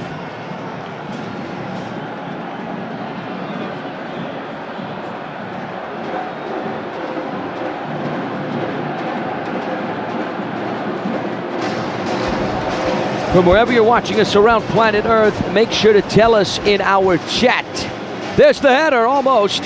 Van der Sar picks it out of the sky. Tell us if you're enjoying the game, who you think is going to win, who you think is going to be in that final on January 17th at the Allianz Parque. We want to know. Interact with us. Share this broadcast with the more people, the better, the more the merrier. The Dutch need to do something here. Can't let this game slip away from them. They lost their opener. And that shoots out to Chile.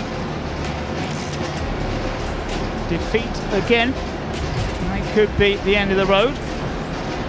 Nice POV there from the referee Juan Fabregas from Spain. Of course, with that last name, he had to be Spanish, right? Colombia to restart. Felipe Urani goes for the long ball. It was dealt by Ben Salah. Lobon with a chest in control, tries to wiggle it into space. Mohamed G gets the touch. It comes right back toward him. He's going to escort it out for a sideline throw. Huge shout out to Caio Correa, who's watching us from the beautiful Brazilian state of Piauí.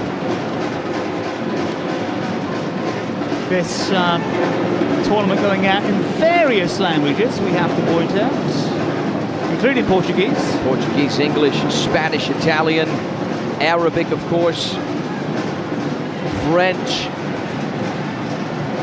It doesn't get any more international than this.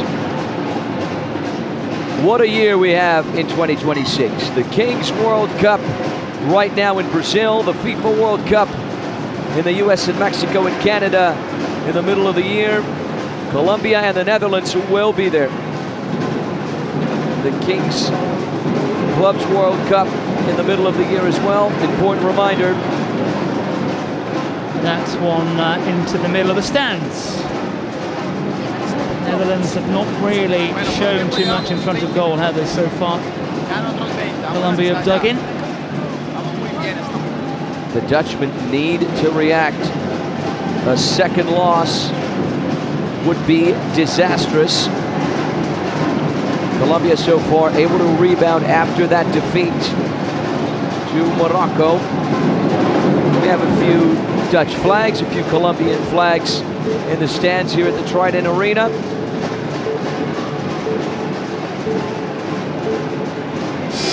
And that, ladies and gentlemen, wraps up the first half. Colombia in the lead, 3-1. You saw the reaction there between Uran and Loaiza, two players who were very important for the South Americans. And now the Dutch manager, Mesut Gotcha, is going to have a few words for his players alongside Mohamed Ataibi and Omar Nejari, the coaches as well. Yeah, I just wonder what he can say, because they do look flat aside from the Netherlands. Muy bonita, estoy muy contento. La primera parte que creo que el equipo puede demostrar que teníamos que hacer, la hicimos, y ahora nos queda una segunda parte crucial donde tenemos que mantener esta diferencia. Pero esta es la selección que reconocemos, que queremos y que nos llevó al subcampeonato en el Mundial pasado, y estoy seguro que así va a ser. ¿Qué estabas diciendo tú? A lot for the side in orange to do. Yeah, we saw there Juan Guarnizo, and then we're going to get the captain's take from Chatmo. Eén tegen één. Ja, hij gaat. Dan komt jij erin. Als het 1 tegen 1 is, hè. We gaan dit winnen. Heb vertrouwen. We gaan een comeback maken. Everyone who's watching, believe me, the Netherlands is gonna make a comeback. Have hope. Have trust. We got this. We're gonna give everything. Let's go. Even serieus. Well, there you have it. We got this. Yeah, John, look at the message from Chatmo. Believe me, everyone who's watching, Netherlands are going to make a comeback. I mean, from what we saw thus far, it doesn't look like it, but anything can happen in this universe. It reminds me of his posture to take that penalty, full of confidence and stuff. It went skywards. Well, you never know. He's got the whole 20 more minutes to come, and we know how quickly this game could turn around, especially in the second half. Absolutely, my friend. And also a reminder to what we have coming your way in the Kings World Cup of Nations tomorrow. Right, we got France versus Algeria. That's going to be a great battle. And then we have Spain versus Loaiza está mal, le grita Pitbull. Igual nos grita a nosotros decimos quién entra. Pero esa es actitud de equipo. Ni un jugador bajó el rendimiento. Hay que meterle con la misma intensidad. Lo único que no podemos bajar, flaco, una barbaridad. Dale, preparó para el lado. Loaiza.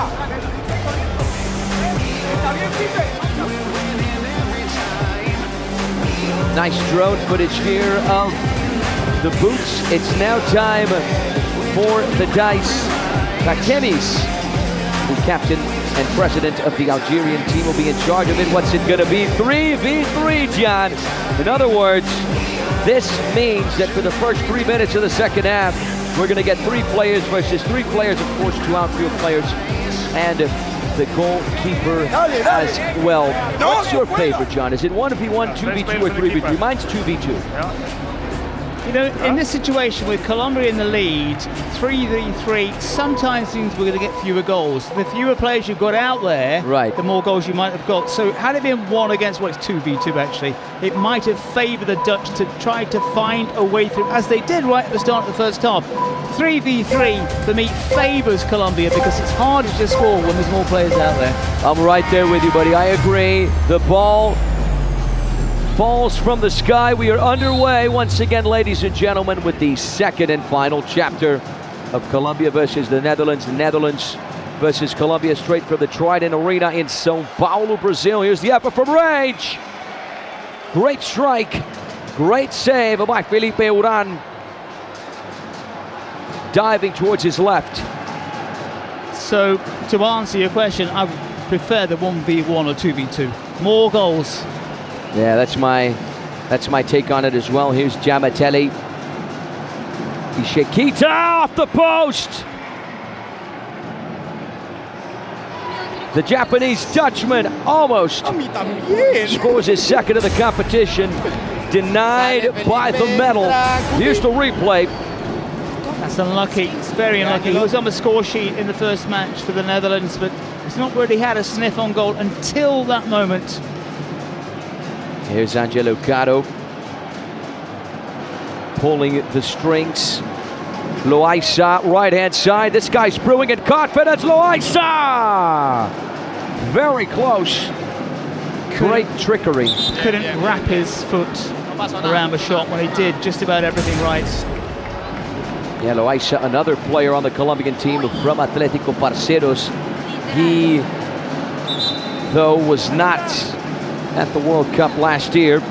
Certainly making his mark on this World Cup. He's got 2 goals already. And of course, just a recap of what went down earlier. John was in charge of the play-by-play for that one. 10-goal thriller, the Italians beating Poland 7-3. 15 goals for Italy so far in the competition, a goal-scoring machine. Here's Buduni. Giamatelli. He's got the support from Buduni. Here come the Netherlands over on the left-hand side. Felipe Uran. If Camilo Mena was great in Italy, Felipe Uran has been extraordinary in Brazil thus far. Yeah, on top of his game, Uran. Giamatelli, here's Buduni. Lovely pass. Not a goal though. Walters denied by Uran. Colombia to restart. The Dutch looking more positive at the start of the second period. Yeah, wonderful flamboyance. But again, Uran there to save Colombia's bacon. And the top scorer of the competition thus far, Angelo Caro. Here's the rebound! Colombia are punching straight through the Netherlands. The South Americans have 4. John Palacios has 2.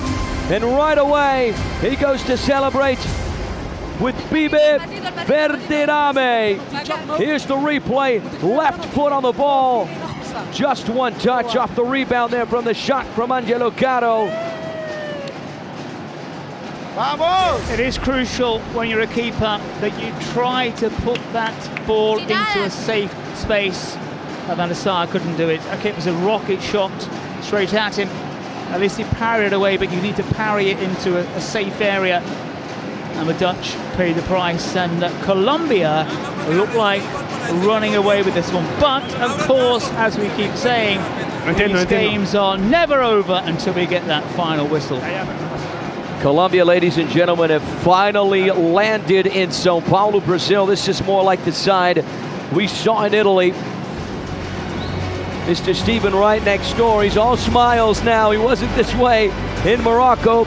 And it's going to be a precedent penalty, ladies and gentlemen. Chatmo is going to try and get the Dutch back into this one. He's already 1 for 1. He scored against Chile when the Netherlands were down. Can he deliver against Colombia?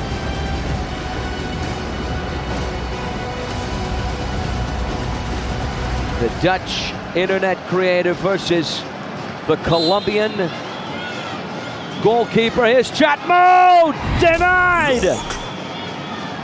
No goal for him. No goal for the Netherlands. What a performance from Felipe Uran. Incredible from the Colombian goalkeeper. Yeah, it's in top form. Absolute top form. And Colombia are about to, or are they about to follow suit? I think this is the first time we've seen it, John, that right at minute 23, we get 2 precedent penalties right off the bat. So first Chatmo and now Juan Guarnizo, the Colombian streamer, who actually lives in Mexico, in Monterrey, which is the capital of the beautiful state of Nuevo León. I certainly recommend a trip there. And it's not actually Juan Guarnizo, it's Mr. Steven, who was invited by Juan Guarnizo to take part of the competition here in Brazil. Mr. Steven from Cali, Colombia. Yeah, had a few days in Cali a few years ago. He's with Guerrilla FC. Here's Mr. Steven! And he delivers. Colombia have 5. Mr. Steven has his goal. Look at the celebration there. The finish had the power, it had the pace, it had the placement, the height, everything needed to beat Joe van der Sar. And Colombia are running all over the Netherlands. Here's the replay, John. Yeah, straight down the middle. Van der Sar clutching at thin air. We've seen his secret card flashed as well, but this is slipping away from the Dutch. Look at this, John. We got the secret cards as well right off the get-go. Here's the Dutch card, star player. Okay, so if this star player scores, the goal will count as 2. That's what the Netherlands are going to have. You know, who is the star player of the Netherlands? No one's really caught the eye, have they, that much? Maybe Mohamed G. We saw what he could produce from range against Chile. And it's the joker for Colombia. I mean, everything is working in Colombia's favor, John. Secret card for Colombia, penalty. Usually when you get the joker, I think you pick a penalty. That's what I would select. Well, that's what they've done.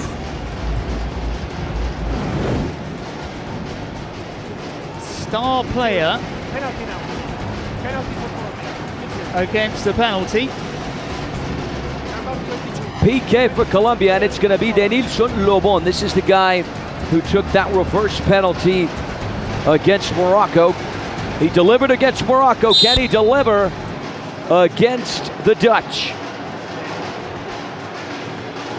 Here's Denilson Lobon. Sensational strike. It also had the power. It also had the placement.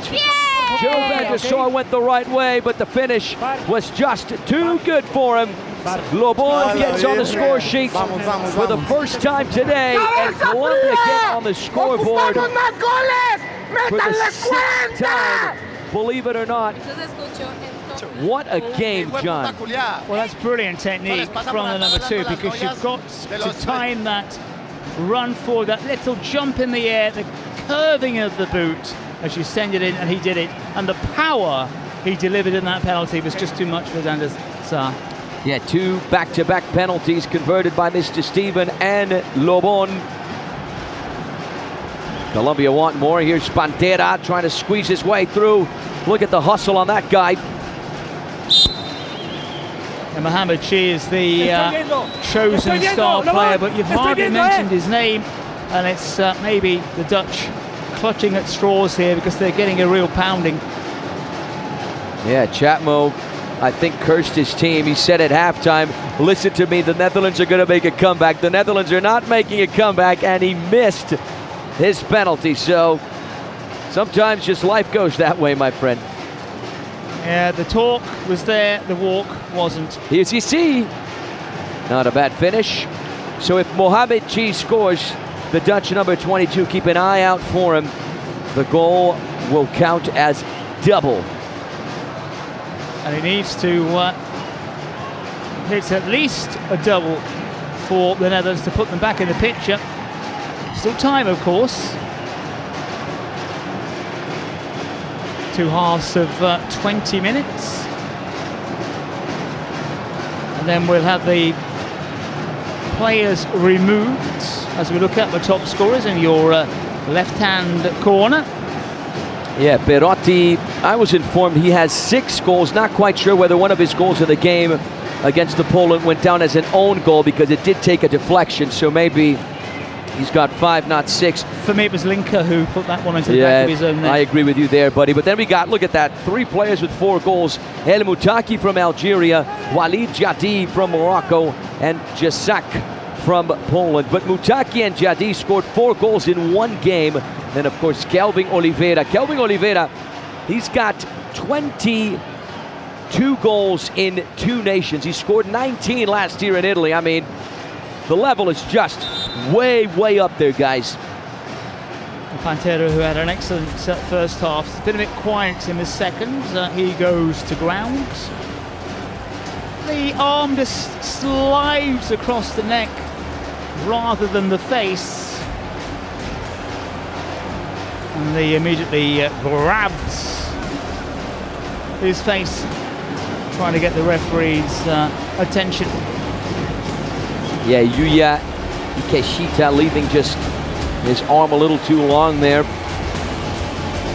Christian Gonzalez, aka the Panther, the Pantera, as you see there, the number 18, caught the brunt of the challenge. This is one of the Colombian players that was not at the World Cup last year. He plays for Simios FC. He's got a goal in Brazil.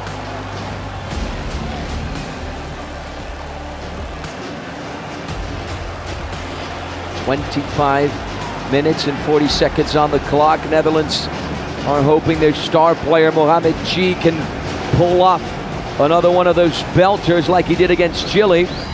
He scored against one South American side. Can he do so against another? Yeah, he needs a couple of goals at the very least just to put his side back in the picture. Netherlands, so far at least, very disappointing. Here comes John Palacios. He's blocked. Here's Mohamed G, dispossessed.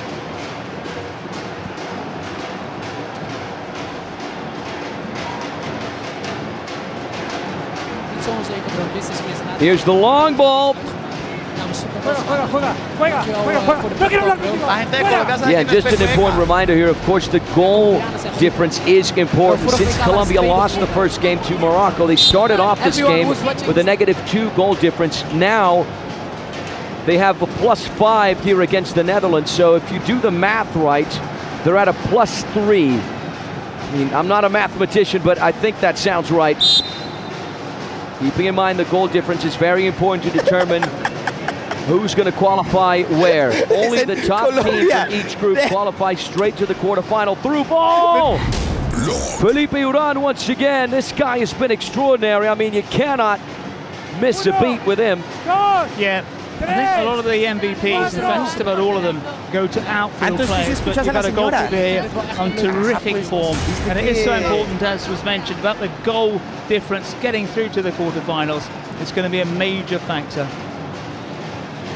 Make sure to get your tickets for the final on January 17th at the Allianz Parque. They're easy on our website, kingsleague.pro. You can check out statistics about the teams, the schedule of the tournament. You can make your predictions. You got merchandise, everything at our website, kingsleague.pro. It's all there, complete for you to have a lot of fun. Yeah, tickets, merchandise, as you said, the schedule as well. Yep, very important, my friends.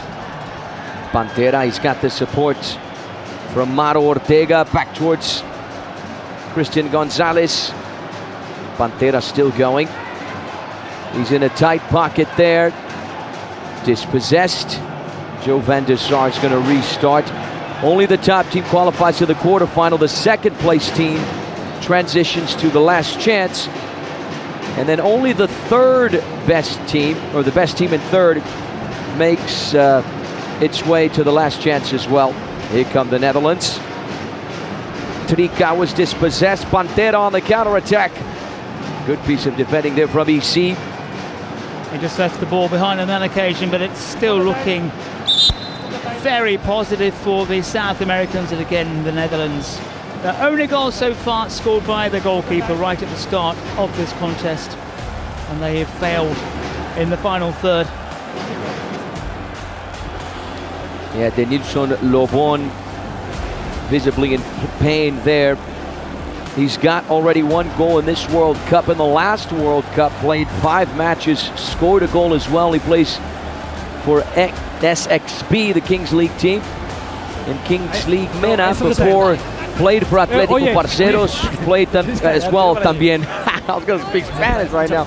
Played también for Galácticos del Caribe, that's why. It does slip in. Yeah, sometimes it does. And yeah, what I'm trying to say is he's an experienced player within the Kings League universe. Also, I got the Colombians next door, so I guess it justifies itself. Colombians well on top here. Netherlands disappointing yet again.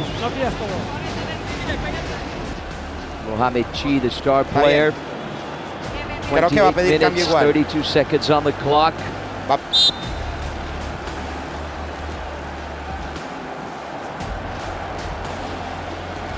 This is how Group A is looking. Colombia moving into that last chance berth.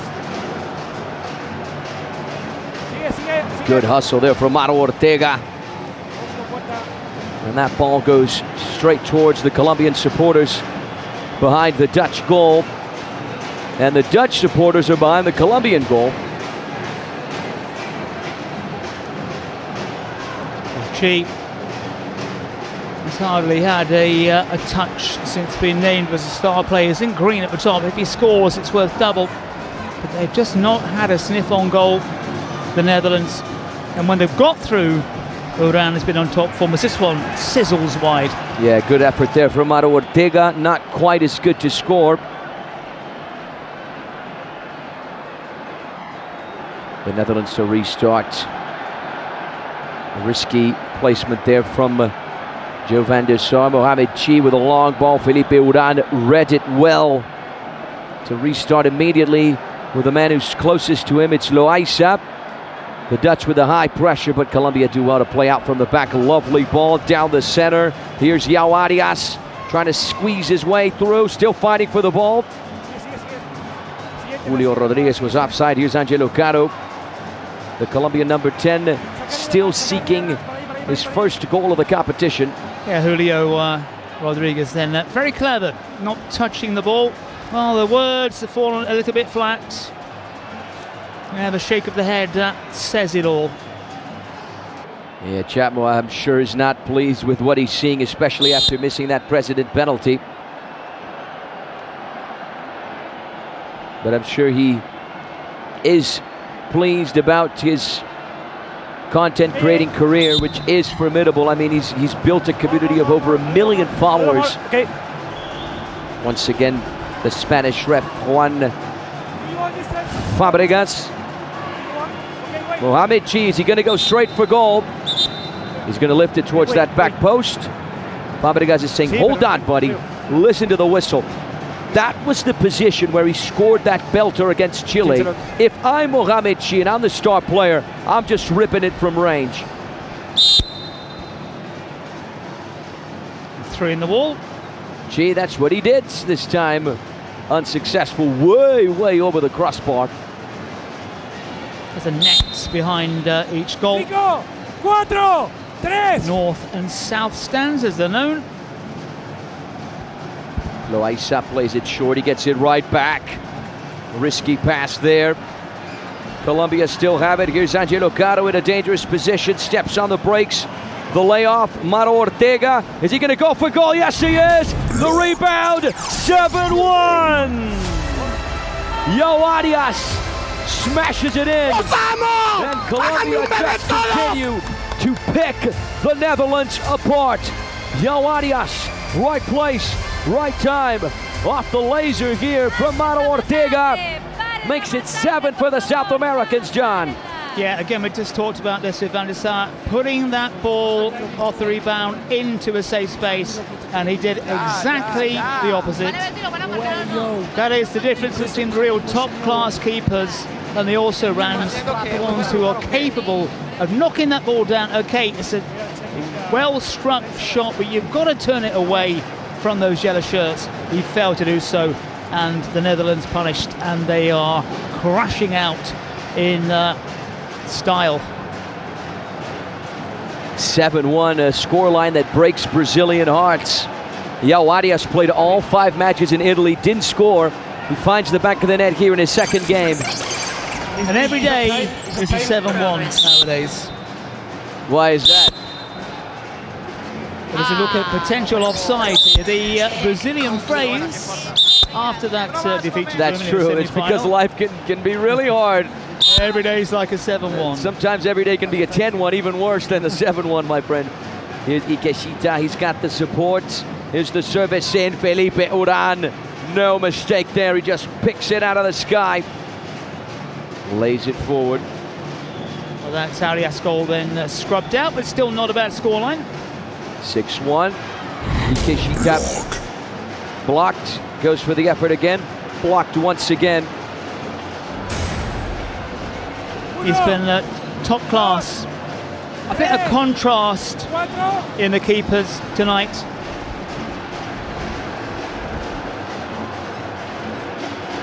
The Netherlands win it back. He's Giamatelli. Uran, sensational. Once again from the Colombian goalkeeper to deny the Netherlands their second goal. What a performance from this guy. You know, I'll tell you one thing, John. If Uran had started the game against Morocco, it would have been a different outcome for Colombia because two of Morocco's goals were on mistakes from Camilo Mena. Yeah, we've not seen swaps of goalkeepers in the last couple of days. And also, the reason the Colombians are in second place is because they lost that head-to-head to Morocco. Just in case you're wondering. Angelo Caro, Mauro Ortega! What a save from Van der Sar. Mauro Ortega might get a second chance here. Great piece of defending from Boulahul Isi. And Felipe Uran gets some contact there to his ribs. Ouch. Would not want to be the Colombian goalkeeper in this situation. Yeah, just we were talking about this man. It's been outstanding. Maybe at this point in the game, when you feel Colombia are pretty safe, you could think about giving him a little bit of a break, bringing on the reserve keeper Camilo. He's just had the wind knocked out of him. Fairly innocuous. Although we're stretching, of course, and when you're stretching, you're leaving your body exposed to that kind of contact. Yeah, Felipe Uran, the goalkeeper from Atlético Parceros, is being tended to by the medical staff. We certainly hope it's nothing serious, but because Colombia don't have a third backup goalkeeper, Camilo Gaviria is out. I can see him right now on the bench. I wonder if he's healthy. I wonder if he's out because of a technical decision, or is he out because of physical issues? Either way, Uran is healthy. He's going for the long ball. A little too high there for Pantera. Yeah, I think he was milking it just a little bit, give his side a bit of a breather. Colombia dominating just about every aspect here tonight. The Netherlands a little limp, you've got to say. Angelo Caro steps on the ball. Here's Yao Arias. Here's Mohamed J. Is he going to go for the assist instead of the goal? Giamatelli skies it. And a reminder, of course, that Colombia are in second, behind Morocco precisely because of the first tie-breaking criteria, the head-to-head clash. And Mohamed Chi since been named that star player. A chance to double any goal he gets. Nowhere near to scoring, tried to be the provider on that occasion. Uran goes for the long ball. Mauro Ortega was the target. I think, again, one of the interesting things is, even though Colombia had this massive goal difference, they will still have to score another goal when we get into the match play zone. And the final game for Colombia should be a tough battle against Chile. Angelo Caro taking shorts. Here's Pantera in a tough position. Colombia have the corner kick. Colombia have Yao Arias, and whenever a Colombian hears that name Arias, of course they remember Joe Arias. Here's the service into traffic, the header there from Bram Nazarit. Joe Arias, the Fluminense idol. He's now at Wolverhampton in the Premier League. Yeah, heading for relegation. Yeah, dead last for the Wolves. Here's Mohamed G. Short touch. 15 seconds.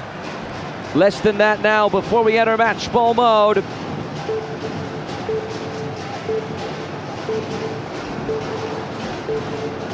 Three, two, one, and that wraps it up.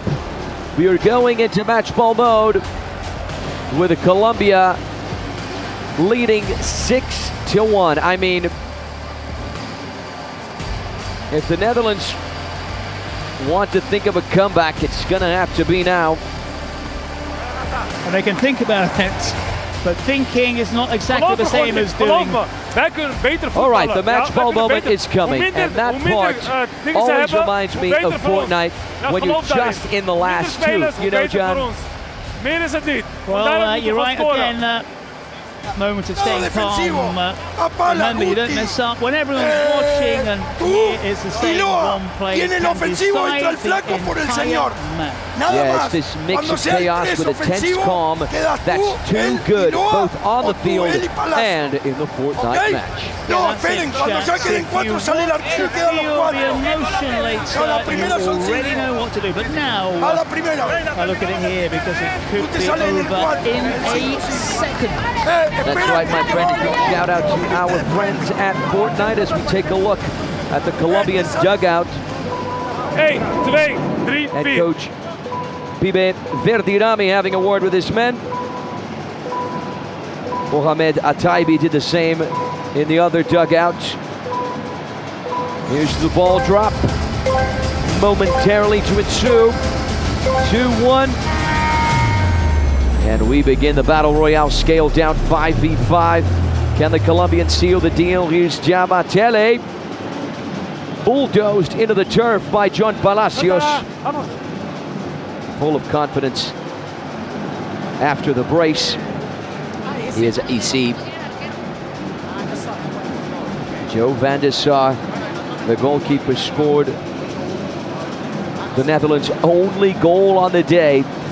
A nightmare of a game thus far for the Dutch, but the match ball mode gives teams who are losing by a big margin a chance to fight back.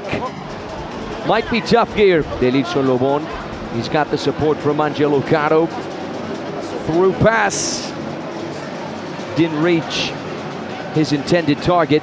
Yeah, let's not forget as well, tired legs out there for both these sides, having played relatively recently, but Colombia still need that other goal. Here's Mohamed G off the crossbar.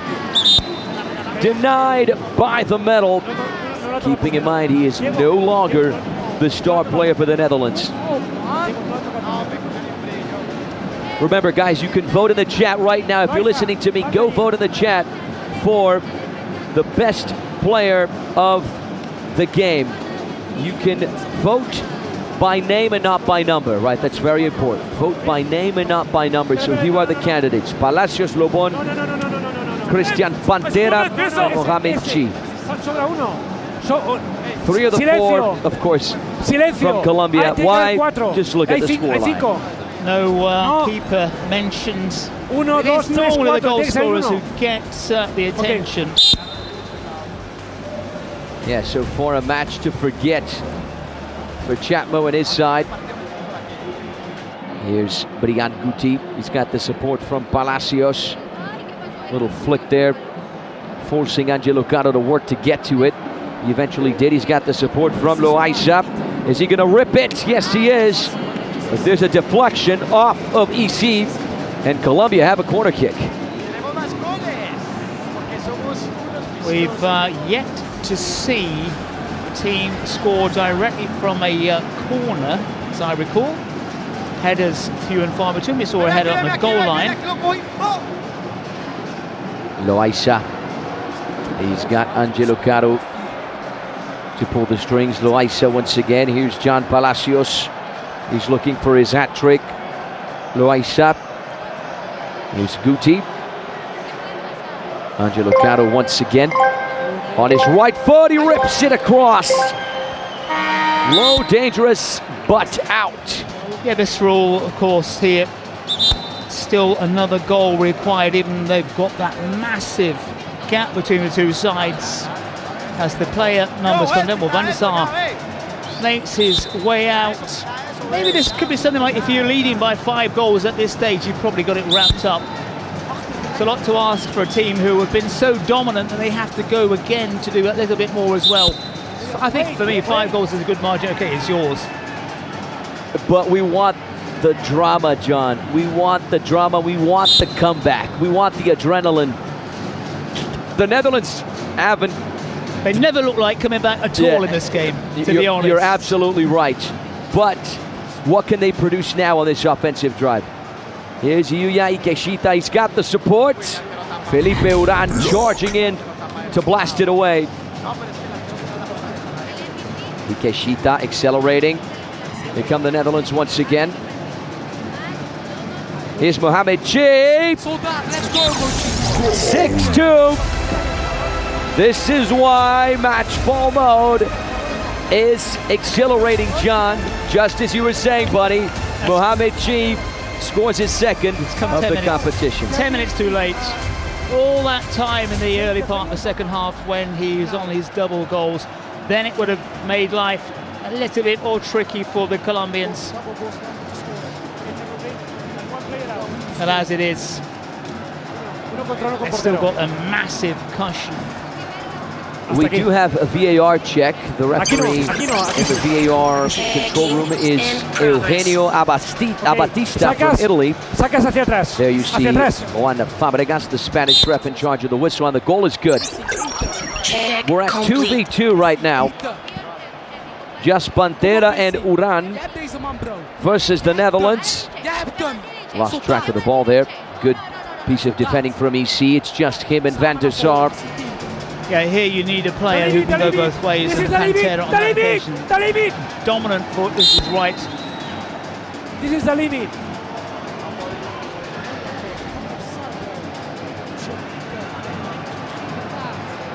I just love it when they focus the camera on the card and not the recipient.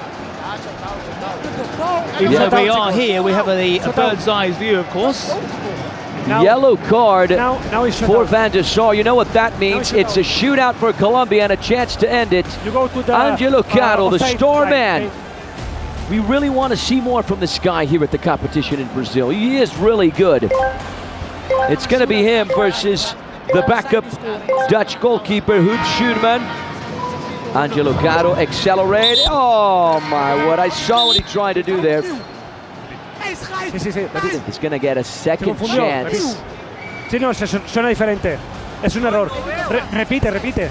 After that finish, he is lucky. Far too casual, wasn't it? I'm not quite sure why Van der Sar got that yellow card. He's not had a good game, has he, Van der Sar? Not a good game at all. Despite the goal. Which is the only good thing we've seen from the touch all night, and that's right at the start. Angelo here was far too casual. Here's Angelo Caro, up, over and in! Wow! That's more like it from the Colombian starman, who grabs his first goal of the competition and seals the deal for Los Cafeteros. A huge comeback win for the South Americans after falling 5-3 to Morocco. They rebound with a triumphant 7-2 victory over the Netherlands. Angelo Caro, smooth as silk. Two extremes of his football. That's what he tried to do a couple of minutes ago, and he got it spectacularly wrong. This time he gets it spectacularly right. What a finish. Just looped up, almost hit the ceiling, and bounced straight into the back of the net. And what has been on the cards for the last almost 40 minutes or so, finally now has been sorted out for good. Yeah, that wraps up this second day of the Kings World Cup of Nations Brazil 2026, or rather that wraps up the first day of match day 2. Excuse me, the third day of the competition here in São Paulo. Two formidable games on this Monday, January 5th. First, we had the Italians running all over the Polish, and then the Colombians punching straight through the Netherlands. They deserved this celebration. There's John Palacios. He had a brace on the 9. Juan Ortega was also very important. Mr. Steven converted his president penalty. A lot of Colombian flags there. You see one with Juan Guarnizo. Again, 2 matches today where the 2 teams got the results that they deserve. Which has been the pattern, hasn't it, so far in this competition? Absolutely. Italy were the better side against Poland, and Colombia were the better side against the Dutch. Here are the results. How about this? Colombian flags, the drums are going. Listen to this place. Listen to the energy. Feel the atmosphere from wherever you're watching us around planet Earth. Nice team photo there. Congratulations to Team Colombia. Los Cafeteros get their first win of the competition. The current runners-up of the Kings World Cup of Nations. They want to be at the Allianz Parque on January 17th, and after this performance, you can really tell they're more driven, they're more concentrated. You saw the messages there: Dios, familia, and papa. God, family, and father. That's the message from Alberto Pitbull Benitez. Here are the results, beginning with the Group C battle between Italy and Poland. Italy pulling through late, beating the Polish 7-3. For a time, it looked like Poland were going to muster a reaction. They just were not good enough against the Italians. A goal-scoring machine. 15 goals for Italy thus far in the competition. And Colombia rebound, beating the Netherlands 7-2. They lost 5-3 to Morocco, so they started off this match day with a -2 goal deficit. Now, with the 7-2 win, if the math is correct, they have a +3. So they're in second in that group. They lose only to Morocco in the tie-breaking criteria, which is the head-to-head clash. So the competition is wide open really in all of these groups, right, John? It certainly is. We are very early doors in this Kings Universe tournament. Here's a nice wide angle of the Trident Arena in São Paulo, Brazil. Top-notch turf gear of the highest quality. It's like a carpet. The ball rolls gently and perfectly, and really just makes this competition all the more enjoyable. Coming up tomorrow, we got 2 games for you as well. Tuesday, January 6th. Crazy to think we're already 6 days into this new year. By the way, Happy New Year, everyone, from wherever you're watching us around the globe. Feliz Ano Novo, as we sang in Portuguese. Happy New Year. Such a pleasure to have you here with us. We got France versus Algeria. France looking for that rebound win after losing to Italy. Speaking of Italy, how about this piece of skill from Berotti? See you later. This was the goal that would seal the deal for the Italians. Their second win in 2 games. Berotti finally decided to show up. Better late than never. 5 goals in the competition. He's the top scorer. And this absolute beauty from Angelo Caro, who also decided to show up. Better late than never. For you, which is the pick of those 2 goals? Angelo Caro, 100%. I'll go for the other one. You go for the other one? Yep. Because of the skill, the trickery. I think there's more involved in that Italian goal. And he also messed up each time. He got the second chance to do the same thing. True. But for me, the Italian goal was just had that little bit more of it's a personal preference. It's all about opinions, isn't it, football? A huge shout out to our friends at Trident, at KTO, Fortnite, UNICEF. We're going to wrap this broadcast up for the day. John, what a pleasure, my friend. It's always a pleasure. It's been some great stuff here in the Kings Universe. Make sure you join us for some more terrific football tomorrow. Yeah, we leave you with this beautiful lob goal here from Angelo Caro. We showed you the standings. Tomorrow we got more coming your way. France and Algeria and Spain versus Peru. Bye-bye. Have a good one. We'll see you tomorrow. Take care.